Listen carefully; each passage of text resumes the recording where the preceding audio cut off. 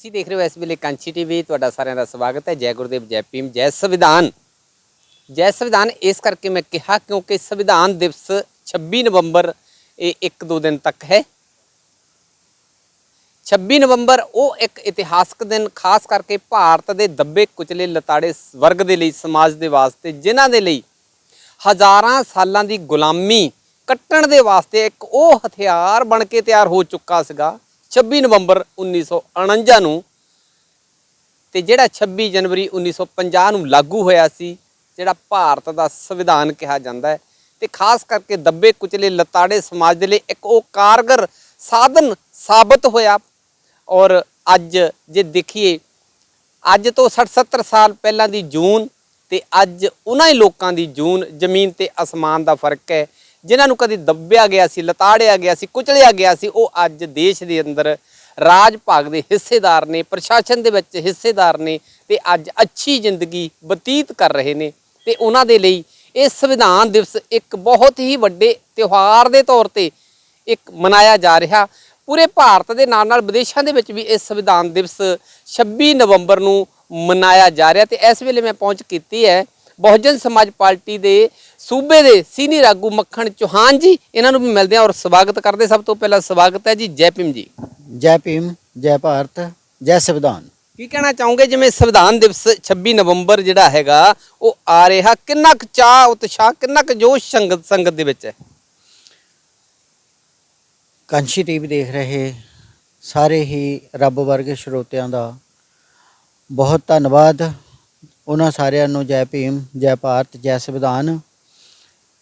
गुड़ा साहब, जिवें तुसी संविधान की गलबात की कि देश की आज़ादी तो बाद जिहड़ा सब तो महत्वपूर्ण काम सीगा वो देश का संविधान सी, जिहड़ा कि संविधान सभा दे विच बाबा साहेब डॉक्टर अंबेडकर जी नूं वड्डी जिम्मेदारी मिली।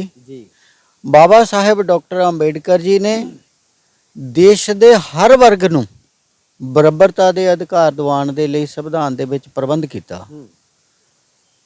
2 साल 11 महीने ते 18 दिनां दी तपस्या तो बाद बाबा साहेब डॉक्टर अंबेडकर जी ने 26 नवंबर 1949 नूं देश का संविधान तैयार करके देश के राष्ट्रपति राजेंद्र प्रसाद जी, पंडित जवाहर लाल नेहरू जी जिहड़े कि देश के प्रधानमंत्री बने, ते उन्होंने इहो जिहड़ा संविधान सौंपिया।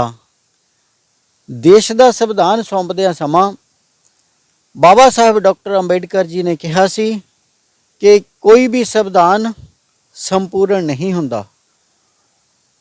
मैं भारतीय संविधान दे विच ये प्रबंध किया कि लड़ाई और शांति नूं बहाल रख सकदा है। लड़ाई और शांति दे समय ये जिहड़ा संविधान आ बहुत ही सार्थक सिद्ध होएगा। ये गल मैं इस करके कहनी चाहना हाँ कि बाबा साहेब डॉक्टर अंबेडकर जी ने कहा सी कि जे संविधान नूं लागू करने वाले लोग ईमानदार होण तद माड़े तो माड़ा संविधान भी वधिया साबित हो सकता है। लेकिन जे अगर संविधान कितना भी वधिया क्यों ना होवे, जे उन्होंने लागू करने वाले लोग बेईमान होणगे तो वधिया संविधान भी माड़ा साबित हुंदा आ।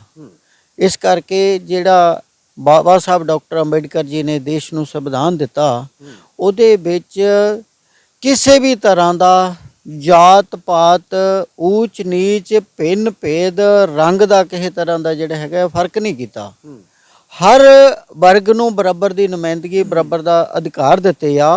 सब तो वध जिहड़ा अधिकार आ वो भारत की जिहड़ी 50% आबादी औरत आ, उन्होंने सब तो वध अधिकारां दी जिहड़ी गलबात आ इस संविधान दे विच दित्ती गई आ। चौहान साहब, जिवें तुसीं औरत की गल कीती है कि सब तो वध जिहड़ा आ ये लाहा दिता गया औरत वर्ग नूं, जिहड़ी 50% देश भारत दे विच गिणती दसी गई हैगी आ। देश की आज़ादी तो बाद, संविधान बनने तो बाद अज औरत ने इहदा लाहा किन्ना क लिया, औरत ने तरक्की किन्नी कीती है जिहड़ी औरत कदे दबाई गई सीगी? गुड़ा साहब, इहो आपां देख रहे हाँ कि देश की आज़ादी तो पहला देश के अंदर मनुस्मृति लागू रही आ। ਭਾਵੇਂ ਅੰਗਰੇਜ਼ਾਂ ਦਾ ਰਾਜ ਰਿਹਾ, ਮੁਗਲਾਂ ਦਾ, ਮੰਗੋਲਾਂ ਦਾ ਰਾਜ ਰਿਹਾ, ਲੇਕਿਨ ਭਾਰਤੀ ਔਰਤ ਕਿਸੇ ਵੀ ਪਾਸਿਓਂ ਆਜ਼ਾਦ ਨਹੀਂ ਸੀ। ਉਹਨਾਂ ਨੂੰ ਆਜ਼ਾਦ ਕਰਵਾਉਣ ਦੇ ਲਈ ਬਾਬਾ ਸਾਹਿਬ ਡਾਕਟਰ ਅੰਬੇਡਕਰ ਨੇ ਸੰਵਿਧਾਨ ਦੇ ਰੂਪ ਦੇ ਵਿੱਚ ਇੱਕ ਅਜਿਹਾ ਹਥਿਆਰ ਦਿੱਤਾ ਕਿ ਅੱਜ ਜਿਹੜੇ ਤੁਸੀਂ ਲਾਹੇ ਦੀ ਗੱਲ ਕਰ ਰਹੇ ਆ ਕਿ ਭਾਰਤ ਦੇ ਅੰਦਰ ਕੋਈ ਫੀਲਡ ਅਜਿਹੀ ਨਹੀਂ ਜਿਹਦੇ ਵਿੱਚ ਔਰਤ ਵਰਗ ਦੀ ਨੁਮਾਇੰਦਗੀ ਕਿਤੇ ਘੱਟ ਨਜ਼ਰ ਆਉਂਦੀ ਹੋਵੇ। ਜੀ ਚਾਹੇ ਉਹ ਬਿਊਰੋਕ੍ਰੇਸੀ ਦੀ ਹੋਵੇ, ਰਾਜਨੀਤੀ ਦੀ ਹੋਵੇ, ਸਮਾਜਿਕ ਹੋਵੇ, ਧਾਰਮਿਕ ਹੋਵੇ, ਜਾਂ ਐਨੀਵੇ ਕਿਸੇ ਵੀ ਫੀਲਡ ਦੀ ਆਪਾਂ ਗੱਲ ਕਰ ਲਈਏ ਤੇ ਔਰਤ ਜਾਤੀ ਦੀ ਜਿਹੜੀ ਗਿਣਤੀ ਆ, ਔਰਤ ਦੀ ਜਿਹੜੀ ਸ਼ਮੂਲੀਅਤ ਆ, ਉਹ ਬਾਬਾ ਸਾਹਿਬ ਡਾਕਟਰ ਅੰਬੇਡਕਰ ਜੀ ਦੇ ਸੰਵਿਧਾਨ ਦੀ ਕਰਕੇ ਆ। ਔਰਤ ਚਾਹੇ ਉਹ ਕਿਸੇ ਵੀ ਧਰਮ ਨੂੰ ਮੰਨਦੀ ਹੋਵੇ, ਕਿਸੇ ਵੀ ਵਰਗ ਦੀ ਹੋਵੇ, ਕਿਸੇ ਵੀ ਜਾਤ ਦੀ ਹੋਵੇ, ਲੇਕਿਨ ਬਾਬਾ ਸਾਹਿਬ ਡਾਕਟਰ ਅੰਬੇਡਕਰ ਨੇ ਸੰਵਿਧਾਨ ਦੇ ਵਿੱਚ ਕਿਸੇ ਤਰ੍ਹਾਂ ਦੀ ਕੋਈ ਪਾਰਸ਼ੈਲਿਟੀ ਨਹੀਂ ਕੀਤੀ, ਔਰਤ ਨੂੰ ਬਰਾਬਰ ਦੇ ਅਧਿਕਾਰ ਦਿੱਤੇ ਆ। ਇਸ ਤੋਂ ਪਹਿਲਾਂ ਜਦੋਂ ਮਨੂ ਸਿਮਰਤੀ ਇੱਥੇ ਦੇਸ਼ ਦੇ ਵਿੱਚ ਲਾਗੂ ਸੀਗੀ, ਉਦੋਂ ਔਰਤ ਦੀ ਜਿਹੜੀ ਦਸ਼ਾ ਕਿੱਦਾਂ ਦੀ ਸੀਗੀ? ਗੋੜਾ ਸਾਹਿਬ, ਉਹ ਜਦੋਂ ਆਪਾਂ ਪਿੱਛੇ ਆਪਣੇ ਪਿਛੋਕੜ ਵੱਲ ਨੂੰ ਨਜ਼ਰ ਮਾਰਦੇ ਆ ਤਦ ਮੈਨੂੰ ਇਹ ਨਜ਼ਰ ਆਉਂਦਾ ਆ, ਇੱਕ ਸਭ ਤੋਂ ਛੋਟੀ ਜਿਹੀ ਘਟਨਾ ਪਰ ਹੈ ਬਹੁਤ ਖਤਰਨਾਕ ਆ। ਸਤੀ ਪ੍ਰਥਾ ਵਾਲੀ ਜਿਹੜੀ ਗੱਲਬਾਤ ਆ ਉਹਦੀ ਗੱਲ ਕਰ ਲੈਂਦੇ ਆ ਕਿ ਔਰਤ ਦੇ ਪਤੀ ਦੀ ਮੌਤ ਹੋਣ ਤੇ ਉਹਦੇ ਜਿਉਣ ਦਾ ਕੋਈ ਹੱਕ ਨਹੀਂ ਮਨੂ ਸਮਿਰਤੀ ਦਿੰਦੀ। ਔਰਤ ਨੂੰ ਉਹਦੇ ਮਰੇ ਹੋਏ ਪਤੀ ਦੇ ਨਾਲ ਉਹਦੀ ਇੱਛਾ ਦੇ ਖਿਲਾਫ ਜਾ ਕੇ ਵੀ ਜ਼ਬਰਦਸਤੀ ਉਹਦੀ ਚਿਖਾ ਦੇ ਵਿੱਚ ਚਿਣ ਕੇ ਉਹਨੂੰ ਸਾੜ ਦਿੱਤਾ ਜਾਂਦਾ ਸੀ ਕਿ ਉਹਦੀਆਂ ਆਵਾਜ਼ਾਂ, ਚੀਕਾਂ ਜਾਂ ਉਹਦੇ ਜਿਹੜੇ ਵਿਰਲਾਪ ਆ, ਲੋਕ ਸੁਣ ਕੇ ਕਿਤੇ ਭਾਵੁਕ ਨਾ ਹੋ ਜਾਣ, ਉਹਦੇ ਦੁਆਲੇ ਜਿਹੜਾ ਹੈਗਾ ਆ ਢੋਲ ਢਮੱਕਾ ਕੀਤਾ ਜਾਂਦਾ ਸੀ ਤਾਂ ਕਿ ਉਹਦੀਆਂ ਚੀਖਾਂ ਦੀ ਵੀ ਆਵਾਜ਼ ਬਾਹਰ ਨਾ ਸੁਣ ਸਕੇ। ਇਹ ਮਨੂ ਸਮਿਰਤੀ ਦਾ ਰਾਜ ਸੀ। ਬਿਲਕੁਲ ਜੀ, ਇਹ ਮਨੂ ਸਮਿਰਤੀ ਕਹਿੰਦੀ ਹੈ ਕਿ ਢੋਰ, ਗਵਾਰ, ਸ਼ੂਦਰ ਤੇ ਨਾਰੀ ਸਭ ਤਾੜਨ ਕੇ ਅਧਿਕਾਰੀ, ਤੇ ਸੰਵਿਧਾਨ ਬਰਾਬਰਤਾ ਦਾ ਅਧਿਕਾਰ ਦਿੰਦਾ ਹੈ ਤੇ ਸੰਵਿਧਾਨ ਨੇ ਔਰਤ ਨੂੰ ਮਾਣ ਸਨਮਾਨ ਬਹੁਤ ਦਿੱਤਾ ਜੀ। ਬਿਲਕੁਲ ਜੀ, ਬਿਲਕੁਲ ਜੀ। ਹਾਂ ਸਾਹਿਬ, ਕੀ ਕਹਿਣਾ ਚਾਹੋਗੇ? ਜਿਸ ਸਮਾਜ ਨੂੰ, ਜਿਸ ਵਰਗ ਨੂੰ ਸਾਰੇ ਹੱਕਾਂ ਤੋਂ ਵਾਂਝੇ ਰੱਖਿਆ ਗਿਆ ਸੀਗਾ, ਲਤਾੜਿਆ ਗਿਆ ਸੀ, ਦਬਾਇਆ ਗਿਆ ਸੀ, ਕੁਚਲਿਆ ਗਿਆ ਸੀਗਾ, ਜਿਨ੍ਹਾਂ ਦੇ ਸਿਰ ਤੇ ਰਾਜ ਕੀਤਾ ਜਾਂਦਾ ਸੀ, ਉਹ ਅੱਜ ਵਰਗ ਖਾਸ ਕਰਕੇ ਐਸਸੀ ਕਮਿਊਨਿਟੀ, ਬੀਸੀ ਕਮਿਊਨਿਟੀ ਜਾਂ ਲਤਾੜਿਆ ਵਰਗ ਜਿਹਨੂੰ ਪਿੱਛੇ ਰੱਖਿਆ ਗਿਆ, ਜਿਸ ਸਮਾਜ ਦੇ ਲਈ ਬਾਬਾ ਸਾਹਿਬ ਨੇ ਰਿਜ਼ਰਵੇਸ਼ਨ ਵੀ ਦਿੱਤੀ ਹੈ, ਰਾਖਵਾਂਕਰਨ ਵੀ, ਉਹਨਾਂ ਨੂੰ ਵੱਧ ਅਧਿਕਾਰ ਦਿੱਤੇ ਨੇ, ਉਹਦੀ ਦਸ਼ਾ ਅੱਜ ਕਿੱਦਾਂ ਦੀ ਤੇ ਉਦੋਂ ਕਿੱਦਾਂ ਦੀ ਹੁੰਦੀ ਸੀਗੀ? ਗੁੜਾ ਸਾਹਿਬ, ਇਹੋ ਜਿਹੜੇ ਹਾਲਾਤਾਂ ਦੀ ਗੱਲ ਆ ਕਿ ਆਜ਼ਾਦੀ ਤੋਂ ਪਹਿਲਾਂ ਅਛੂਤ ਸਮਝੇ ਜਾਣ ਵਾਲੇ ਲੋਕਾਂ ਨੂੰ ਟੱਚ ਕਰਨਾ ਤਾਂ ਬਹੁਤ ਦੂਰ ਦੀ ਗੱਲ, ਉਹਨਾਂ ਦੇ ਪਰਛਾਵੇਂ ਤੋਂ ਵੀ ਲੋਕਾਂ ਨੂੰ ਜਿਹੜਾ ਹੈਗਾ ਆ ਅਖੌਤੀ ਉੱਚ ਜਾਤੀ ਦੇ ਲੋਕਾਂ ਨੂੰ ਪਿੱਠ ਚੜ੍ਹਦੀ ਸੀ, ਅਪਵਿੱਤਰ ਹੋਣੇ ਮੰਨੇ ਜਾਂਦੇ ਸੀ। ਤੇ ਜਿਹੜੇ ਮੇਰੇ ਸਮਾਜ ਦੇ ਲੋਕ ਆ, ਜਿਨ੍ਹਾਂ ਨੂੰ ਆਪਾਂ ਸ਼ਡਿਊਲਡ ਕਾਸਟ ਕਹਿ ਲੈਂਦੇ ਆ, ਜਿਨ੍ਹਾਂ ਦੀ ਦੇਸ਼ ਦੇ ਅੰਦਰ ਲਗਭਗ 25% ਆਬਾਦੀ ਆ, ਉਸ ਸਮਾਜ ਦੇ ਲੋਕਾਂ ਨੂੰ ਦਾ ਪਰਛਾਵਾਂ ਨਾ ਪੈ ਜਾਵੇ ਤਾਂ ਉਹਨਾਂ ਦੇ ਜਿਹੜਾ ਰਹਿਣ ਸਹਿਣ ਦਾ ਪ੍ਰਬੰਧ ਸੀਗਾ, ਔਰ ਉਹ ਜਿਹਨੂੰ ਆਪਾਂ ਸੂਰਜ ਛਿਪਣ ਵਾਲੀ ਸਾਈਡ ਬੋਲਦੇ ਆ ਪੱਛਮ, ਉਧਰਲੀ ਸਾਈਡ ਦੇ ਉੱਤੇ ਉਹਨਾਂ ਨੂੰ ਘਰ ਬਣਾਉਣ ਦੇ ਲਈ ਮਜਬੂਰ ਕੀਤਾ ਜਾਂਦਾ ਸੀ ਤਾਂ ਕਿ ਸੂਰਜ ਦਾ ਪਰਛਾਵਾਂ ਵੀ ਜਿਹੜਾ ਹੈਗਾ ਆ ਤੇ ਉੱਚ ਜਾਤੀ ਦੇ ਲੋਕਾਂ ਦੇ ਉੱਤੇ ਨਾ ਪਵੇ। ਇਹਨਾਂ ਲੋਕਾਂ ਨੂੰ ਚੰਗਾ ਖਾਣ ਦਾ ਨਹੀਂ ਅਧਿਕਾਰ ਸੀਗਾ, ਚੰਗਾ ਹੰਡਾਣ ਦਾ ਨਹੀਂ ਸੀ ਅਧਿਕਾਰ, ਤੇ ਚੰਗਾ ਪਹਿਨਣ ਦਾ ਨਹੀਂ ਸੀ ਅਧਿਕਾਰ, ਤੇ ਗੰਦੀਆਂ ਥਾਵਾਂ ਦੇ ਉੱਤੇ ਰਹਿਣ ਦੇ ਲਈ ਮਜਬੂਰ, ਗੰਦੇ ਕਿੱਤੇ ਕਰਨ ਦੇ ਲਈ ਮਜਬੂਰ ਕੀਤੇ ਗਏ ਲੋਕ, ਉਹਨਾਂ ਨੂੰ ਜਿਹਨਾਂ ਨੂੰ ਅੱਜ ਅਸੀਂ ਸ਼ਡਿਊਲਡ ਕਾਸਟ ਬੋਲਦੇ ਹਾਂ। ਕੰਮ ਦੇ ਆਧਾਰ ਤੇ ਲੋਕਾਂ ਨੂੰ, ਕੰਮ ਤਾਂ ਜਿਹੜੇ ਹੈਗੇ ਆ, ਜੇ ਅਗਰ ਦੇਖਿਆ ਜਾਵੇ ਕੋਈ ਵੀ ਆਦਮੀ ਕੋਈ ਵੀ ਕੰਮ ਕਰ ਸਕਦਾ ਆ, ਲੇਕਿਨ ਮਨੂ ਸਮਿਰਤੀ ਦੇ ਤਹਿਤ ਮੇਰੇ ਸਮਾਜ ਦੇ ਲੋਕਾਂ ਨੂੰ ਗੰਦੇ ਕੰਮ ਕਰਨ ਦੇ ਲਈ ਮਜਬੂਰ ਕੀਤਾ ਗਿਆ, ਗੰਦੀਆਂ ਥਾਵਾਂ ਤੇ ਰਹਿਣ ਲਈ ਮਜਬੂਰ ਕੀਤਾ ਗਿਆ, ਮੇਰੇ ਸਮਾਜ ਦੇ ਲੋਕਾਂ ਨੂੰ ਗੰਦਾ ਖਾਣ ਲਈ ਮਜਬੂਰ ਕੀਤਾ ਗਿਆ। ਇਸ ਠੀਕ ਹੈ, ਕਰਕੇ ਤੇ ਇਹ ਜਦੋਂ ਸੰਵਿਧਾਨ ਲਾਗੂ ਹੋ ਗਿਆ, ਦੇਸ਼ ਆਜ਼ਾਦ ਹੋ ਗਿਆ, ਫਿਰ ਦਸ਼ਾ ਕਿੱਦਾਂ ਦੀ ਤੇ ਕਿਵੇਂ ਦਿਸ਼ਾ ਬਣੀ? ਹਾਂ, ਅੱਜ ਜਦੋਂ ਕਿ ਦੇਸ਼ ਦੇ ਅੰਦਰ ਸੰਵਿਧਾਨ ਲਾਗੂ ਆ, ਤੁਸੀਂ ਦੇਖ ਰਹੇ ਹੋਵੋਗੇ ਕਿ ਕਿਸੇ ਵਿਅਕਤੀ ਨੂੰ ਜਾਤੀ ਦੇ ਆਧਾਰ ਤੇ ਕੋਈ ਅਪਸ਼ਬਦ ਬੋਲਿਆ ਜਾਂਦਾ ਆ, ਤਦ ਉਹਦੇ ਉੱਤੇ ਮੁਕੱਦਮਾ ਦਰਜ ਹੋ ਜਾਂਦਾ ਆ ਤੇ ਉਹਦੀ ਜ਼ਮਾਨਤ ਤੱਕ ਨਹੀਂ ਹੁੰਦੀ। ਇਹ ਸਾਰਾ ਸੰਵਿਧਾਨ ਦੀ ਕਰਕੇ ਆ। ਜੀ ਜੇ ਅਗਰ ਅੱਜ ਮੈਂਬਰ ਕੀ ਬੋਲਦੇ ਹੈ ਐਮਸੀ ਤੋਂ ਲੈ ਕੇ ਮੈਂਬਰ ਪੰਚਾਇਤ ਤੋਂ ਲੈ ਕੇ ਮੈਂਬਰ ਪਾਰਲੀਮੈਂਟ ਤੱਕ ਦੇ ਜੇ ਅਗਰ ਅੱਜ ਨੁਮਾਇੰਦੇ ਸ਼ਡਿਊਲਡ ਕਾਸਟ ਦੇ ਵਿੱਚੋਂ ਬਣਨੇ ਸ਼ੁਰੂ ਹੋਏ ਆ, ਇਹ ਬਾਬਾ ਸਾਹਿਬ ਡਾਕਟਰ ਅੰਬੇਡਕਰ ਜੀ ਦੇ ਸੰਵਿਧਾਨ ਦੀ ਬਦੌਲਤ ਆ। ਜੇ ਅਗਰ ਸੰਵਿਧਾਨ ਨਾ ਹੁੰਦਾ ਤਦ ਅੱਜ ਇਹਨਾਂ ਲੋਕਾਂ ਨੂੰ, ਜਿਨ੍ਹਾਂ ਲੋਕਾਂ ਨੇ ਕਦੀ ਗਵਾਹੀ ਨਹੀਂ ਪ੍ਰਵਾਨ ਕੀਤੀ ਜਾਂਦੀ ਸੀਗੀ, ਅੱਜ ਜੱਜ ਬਣ ਕੇ ਫੈਸਲੇ ਦਿੰਦੇ ਸੁਣਾਏ ਜਾ ਰਹੇ ਆ। ਉਹਨਾਂ ਵੱਲੋਂ ਜੱਜ ਬਣਨ ਦਾ ਮੌਕਾ ਮਿਲਿਆ ਔਰ ਡੀਸੀ ਐਸਐਸਪੀ ਬਣਨ ਦਾ ਮੌਕਾ ਮਿਲਿਆ। ਜਿਹੜਾ ਹੈਗਾ ਆ ਅੱਜ ਜੇ ਅਗਰ ਸਾਨੂੰ ਕੋਈ ਹੱਕ ਮਿਲੇ ਹੈਗੇ ਆ, ਬਾਬਾ ਸਾਹਿਬ ਡਾਕਟਰ ਅੰਬੇਡਕਰ ਜੀ ਦੇ ਸੰਵਿਧਾਨ ਦੀ ਬਦੌਲਤ ਆ। ਤੇ ਮੇਰੇ ਸਮਾਜ ਦੇ ਲੋਕਾਂ ਦੇ ਵਿੱਚ ਜਿਹੜਾ ਹੈਗਾ ਆ, ਭਾਰਤੀ ਸੰਵਿਧਾਨ ਜਦੋਂ ਲਾਗੂ ਨਹੀਂ ਸੀਗਾ ਉਦੋਂ ਦੀ ਔਰ ਅੱਜ ਦੀ ਜਿਹੜੀ ਦਿਸ਼ਾ ਆ, ਉਹਦੇ ਵਿੱਚ ਜ਼ਮੀਨ ਅਸਮਾਨ ਦਾ ਫਰਕ ਸੀ। ਅੱਜ ਮੇਰੇ ਸਮਾਜ ਦੇ ਲੋਕ ਇੱਕ ਪੈਂਚ ਤੋਂ ਲੈ ਕੇ ਮੈਂਬਰ ਪੰਚਾਇਤ ਤੋਂ ਲੈ ਕੇ ਮੈਂਬਰ ਪਾਰਲੀਮੈਂਟ ਤੱਕ ਦੇ ਬਣੇ ਆ, ਤੇ ਜਿਹੜਾ ਇੱਕ ਪੀਐਨ ਤੋਂ ਲੈ ਕੇ ਕਲੈਕਟਰ ਡੀਸੀ ਤੱਕ ਬਣੇ ਆ ਤੇ ਆਈਏਐਸ ਆਈਆਰਐਸ ਬਣੇ ਆ, ਇਹ ਬਾਬਾ ਸਾਹਿਬ ਡਾਕਟਰ ਅੰਬੇਡਕਰ ਜੀ ਦੇ ਸੰਵਿਧਾਨ ਦੀ ਬਦੌਲਤ ਹੀ ਤੋਂ ਹੈ। ਚੌਹਾਨ ਸਾਹਿਬ, ਇਸ ਸੰਵਿਧਾਨ ਦੀ ਬਦੌਲਤ ਸਮਾਜ ਦੇ ਵਿੱਚ ਕਿੰਨੀ ਕੁ ਕ੍ਰਾਂਤੀ ਆਈ, ਕੀ ਕਹਿਣਾ ਚਾਹੋਗੇ? ਗੁੜਾ ਸਾਹਿਬ ਜੀ, ਜਿਹੜੀ ਆਪਾਂ ਕ੍ਰਾਂਤੀ ਦੀ ਗੱਲ ਕਰਦੇ ਹਾਂ, ਮੈਂ ਕਹਿੰਦਾ ਆ ਕਿ ਬਾਬਾ ਸਾਹਿਬ ਡਾਕਟਰ ਅੰਬੇਡਕਰ ਜੀ ਤੋਂ ਪਹਿਲਾਂ ਜੀ ਸਮਾਜ ਦੇ ਲੋਕਾਂ ਨੂੰ ਗੁਰਦੁਆਰੇ, ਮੰਦਿਰ, ਮਸਜਿਦ ਦੇ ਅੰਦਰ ਐਂਟਰੀ ਨਹੀਂ ਸੀ। ਉਸ ਵਕਤ ਵੀ ਤਾਂ ਧਾਰਮਿਕ ਗ੍ਰੰਥ ਤਾਂ ਲਾਗੂ ਸੀਗੇ, ਮਨੁ ਸਮਿਰਤੀਆਂ ਲਾਗੂ ਸੀਗੀਆਂ, ਵੇਦ ਲਾਗੂ ਸੀ, ਕੁਰਾਨ ਸੀ, ਸਭ ਕੁਝ ਸੀਗਾ। ਲੇਕਿਨ ਬਾਬਾ ਸਾਹਿਬ ਡਾਕਟਰ ਅੰਬੇਡਕਰ ਜੀ ਨੇ ਜਿਹੜਾ ਭਾਰਤ ਨੂੰ ਸੰਵਿਧਾਨ ਦਿੱਤਾ, ਉਹਦੀ ਬਦੌਲਤ ਆਪਾਂ ਜਿਹੜੇ ਗੁਰਦੁਆਰੇ, ਮੰਦਿਰ, ਮਸਜਿਦ ਵਿੱਚ ਐਂਟਰੀ ਕਰ ਪਾਏ ਆ। ਜਿਵੇਂ ਕਿ ਸਤਿਗੁਰ ਕਬੀਰ ਜੀ ਮਹਾਰਾਜ ਜੀ ਦਾ ਇੱਕ ਸ਼ਲੋਕ ਆਂਦਾ ਆ ਕਿ ਮੈਂ ਹਸਤ ਖੇਲਤ ਤੇਰੇ ਦੌਰੇ ਆਇਆ, ਹੈ ਨਹੀਂ, ਤੇ ਉਹ ਕਹਿੰਦੇ ਕਿ ਉਹ ਮੈਂ ਹੱਸਦਾ ਖੇਡਦਾ ਦੁਆਰੇ ਆਇਆ ਤੇ ਮੈਨੂੰ ਜਿਹੜੇ ਹੈਗੇ ਆ ਪੰਡਿਤ ਨੇ ਧੱਕੇ ਮਾਰ ਕੇ ਬਾਹਰ ਕੱਢ ਦਿੱਤਾ।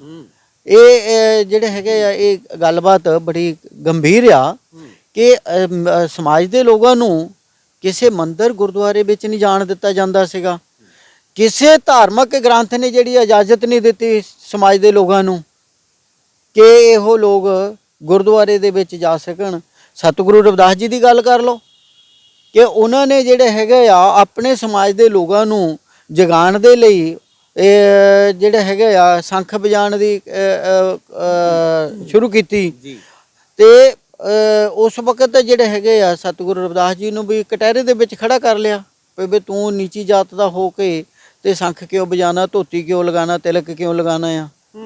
ਹਾਂਜੀ, ਤੇ ਇਸ ਕਰਕੇ ਜੇ ਅਗਰ ਉਸ ਵਕਤ ਸਾਡੇ ਸਮਾਜ ਦੇ ਲੋਕਾਂ ਨੂੰ ਗੁਰਦੁਆਰਾ, ਮੰਦਿਰ, ਮਸਜਿਦ ਜਾਣ ਦੀ ਇਜਾਜ਼ਤ ਨਹੀਂ ਸੀ, ਅੱਜ ਮੇਰੇ ਸਮਾਜ ਦੇ ਲੋਕ ਗੁਰੂ ਗ੍ਰੰਥ ਸਾਹਿਬ ਤੇ ਬੈਠ ਕੇ ਪਾਠ ਕਰਦੇ ਆ ਕਿ ਉਸ ਵਕਤ ਜਿਹੜੇ ਹੈਗੇ ਆ ਇਹਨਾਂ ਨੂੰ ਗੁਰਦੁਆਰਿਆਂ ਦੇ ਵਿੱਚ ਐਂਟਰੀ ਨਹੀਂ ਸੀਗੀ।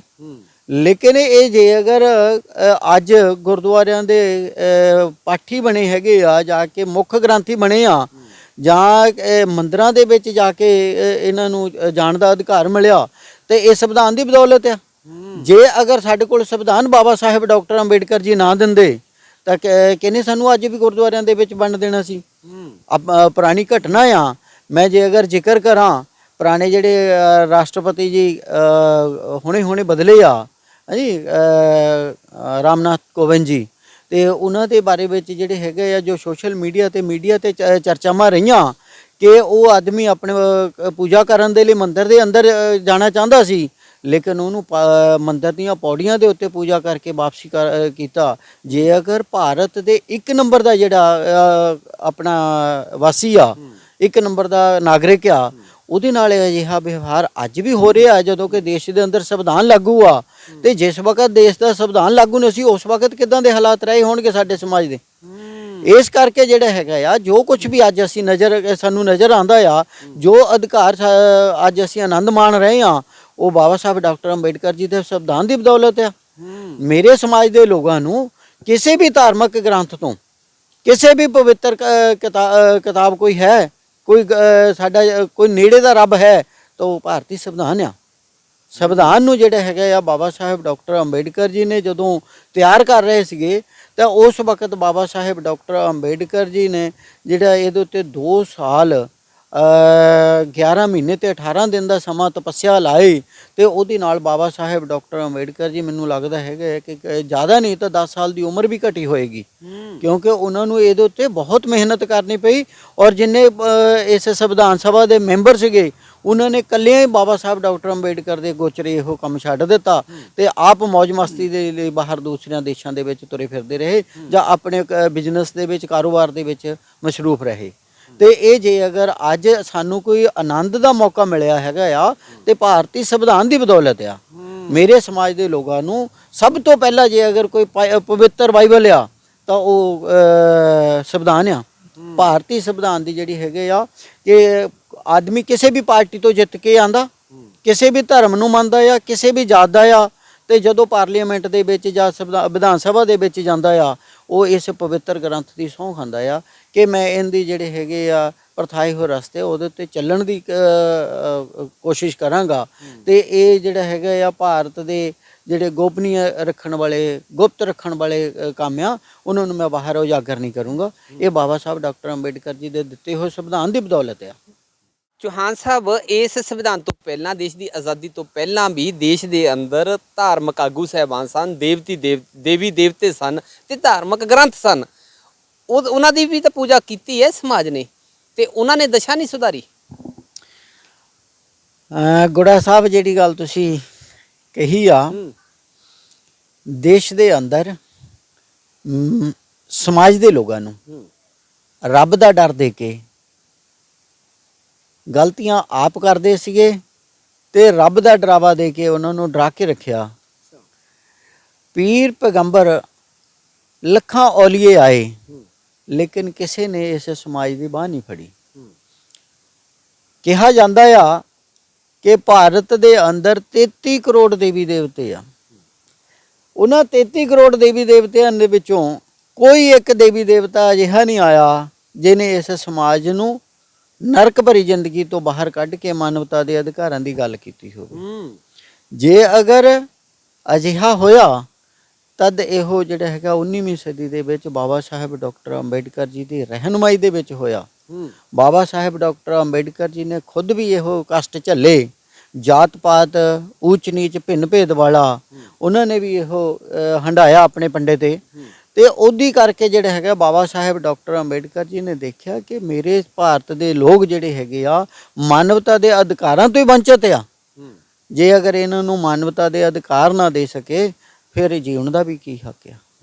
ਇਸ ਕਰਕੇ ਉਹਨਾਂ ਨੇ ਇੱਕ ਗੱਲ ਦੀ ਸਹੁੰ ਵੀ ਖਾਧੀ ਸੀਗੀ ਕਿ ਜਿਉਂਦੇ ਜੀ, ਆਪਣੇ ਜਿਉਂਦੇ ਜੀ, ਜੇ ਮੈਂ ਆਪਣੇ ਸਮਾਜ ਦੇ ਲੋਕਾਂ ਨੂੰ ਮਾਨਵਤਾ ਦੇ ਅਧਿਕਾਰ ਨਾ ਦਵਾ ਸਕਿਆ, ਤੇ ਮੈਂ ਆਪਣੇ ਪਿਸਟਲ ਦੀ ਗੋਲੀ ਮਾਰ ਕੇ ਆਪ ਖੁਦਕਸ਼ੀ ਕਰ ਲਾਂਗੇ, ਆਪ ਮਰ ਜਾਵਾਂਗਾ। ਇਸ ਕਰਕੇ ਜਿਹੜੇ ਹੈਗੇ ਆ ਸੰਵਿਧਾਨ ਦੇ ਵਿੱਚ ਬਾਬਾ ਸਾਹਿਬ ਡਾਕਟਰ ਅੰਬੇਡਕਰ ਜੀ ਨੇ ਜੋ ਸਾਨੂੰ ਦਿੱਤਾ, ਔਰ ਮੇਰਾ ਖਿਆਲ ਹੈ ਕਿ ਕਿਸੇ ਵੀ ਅੱਜ ਤੱਕ ਪੀਰ ਪੈਗੰਬਰ ਦੇਵੀ ਦੇਵਤੇ ਜਾਂ ਕਿਸੇ ਔਲੀਏ ਨੇ ਨਹੀਂ ਦਿੱਤਾ, ਕਿਉਂਕਿ ਦੇਵੀ ਦੇਵਤੇ ਤਾਂ ਲੱਖਾਂ ਬਹੁਤ ਸਾਲਾਂ ਤੋਂ ਸੀਗੇ, ਲੇਕਿਨ ਕਿਸੇ ਨੇ ਵੀ ਜਿਹੜੀ ਹੈਗੀ ਆ ਇਸ ਸਮਾਜ ਦੀ ਬਾਂਹ ਨਹੀਂ ਫੜੀ। ਚੌਹਾਨ ਸਾਹਿਬ, ਬੜੀ ਚਿੰਤਾ ਦੀ ਗੱਲ ਇਹ ਹੈ, ਜਿਵੇਂ ਤੁਸੀਂ ਬਾਬਾ ਸਾਹਿਬ ਭੀਮ ਰਾਓ ਡਾਕਟਰ ਅੰਬੇਡਕਰ ਜੀ ਦੇ ਮਿਹਨਤ ਬਾਰੇ ਗੱਲ ਕੀਤੀ ਆ, ਉਹਨਾਂ ਨੇ ਬੜੀ ਮਿਹਨਤ ਕੀਤੀ, ਉਹਨਾਂ ਦੀ ਸਿਹਤ ਵੀ ਖਰਾਬ ਹੋ ਗਈ। ਉਹਨਾਂ ਦੀ ਮਿਹਨਤ ਦੇ ਬਾਵਜੂਦ, ਸੰਵਿਧਾਨ ਲਾਗੂ ਹੋਣ ਦੇ ਬਾਵਜੂਦ, ਕੀ ਕਹਿਣਾ ਚਾਹੋਗੇ ਭਾਰਤ ਦੇ ਵਿੱਚ ਇਸ ਸੰਵਿਧਾਨ ਦੀ ਬਦੌਲਤ ਤਬਦੀਲੀ ਕਿੰਨੀ ਕਾਈ ਜਿੰਨੀ ਬਾਬਾ ਸਾਹਿਬ ਚਾਹੁੰਦੇ ਸੀਗੇ? ਬਿਲਕੁਲ ਤੁਹਾਡੀ ਗੱਲ ਠੀਕ ਹੈ ਗੁੜਾ ਸਾਹਿਬ, ਕਿ ਦੇਸ਼ ਦੀ ਆਜ਼ਾਦੀ ਤੋਂ ਬਾਅਦ ਜਿੰਨੀ ਤਬਦੀਲੀ ਆਣੀ ਚਾਹੀਦੀ ਸੀ ਉਨੀ ਤਬਦੀਲੀ ਨਹੀਂ ਆਈ, ਕਿਉਂਕਿ ਜਿਹੜਾ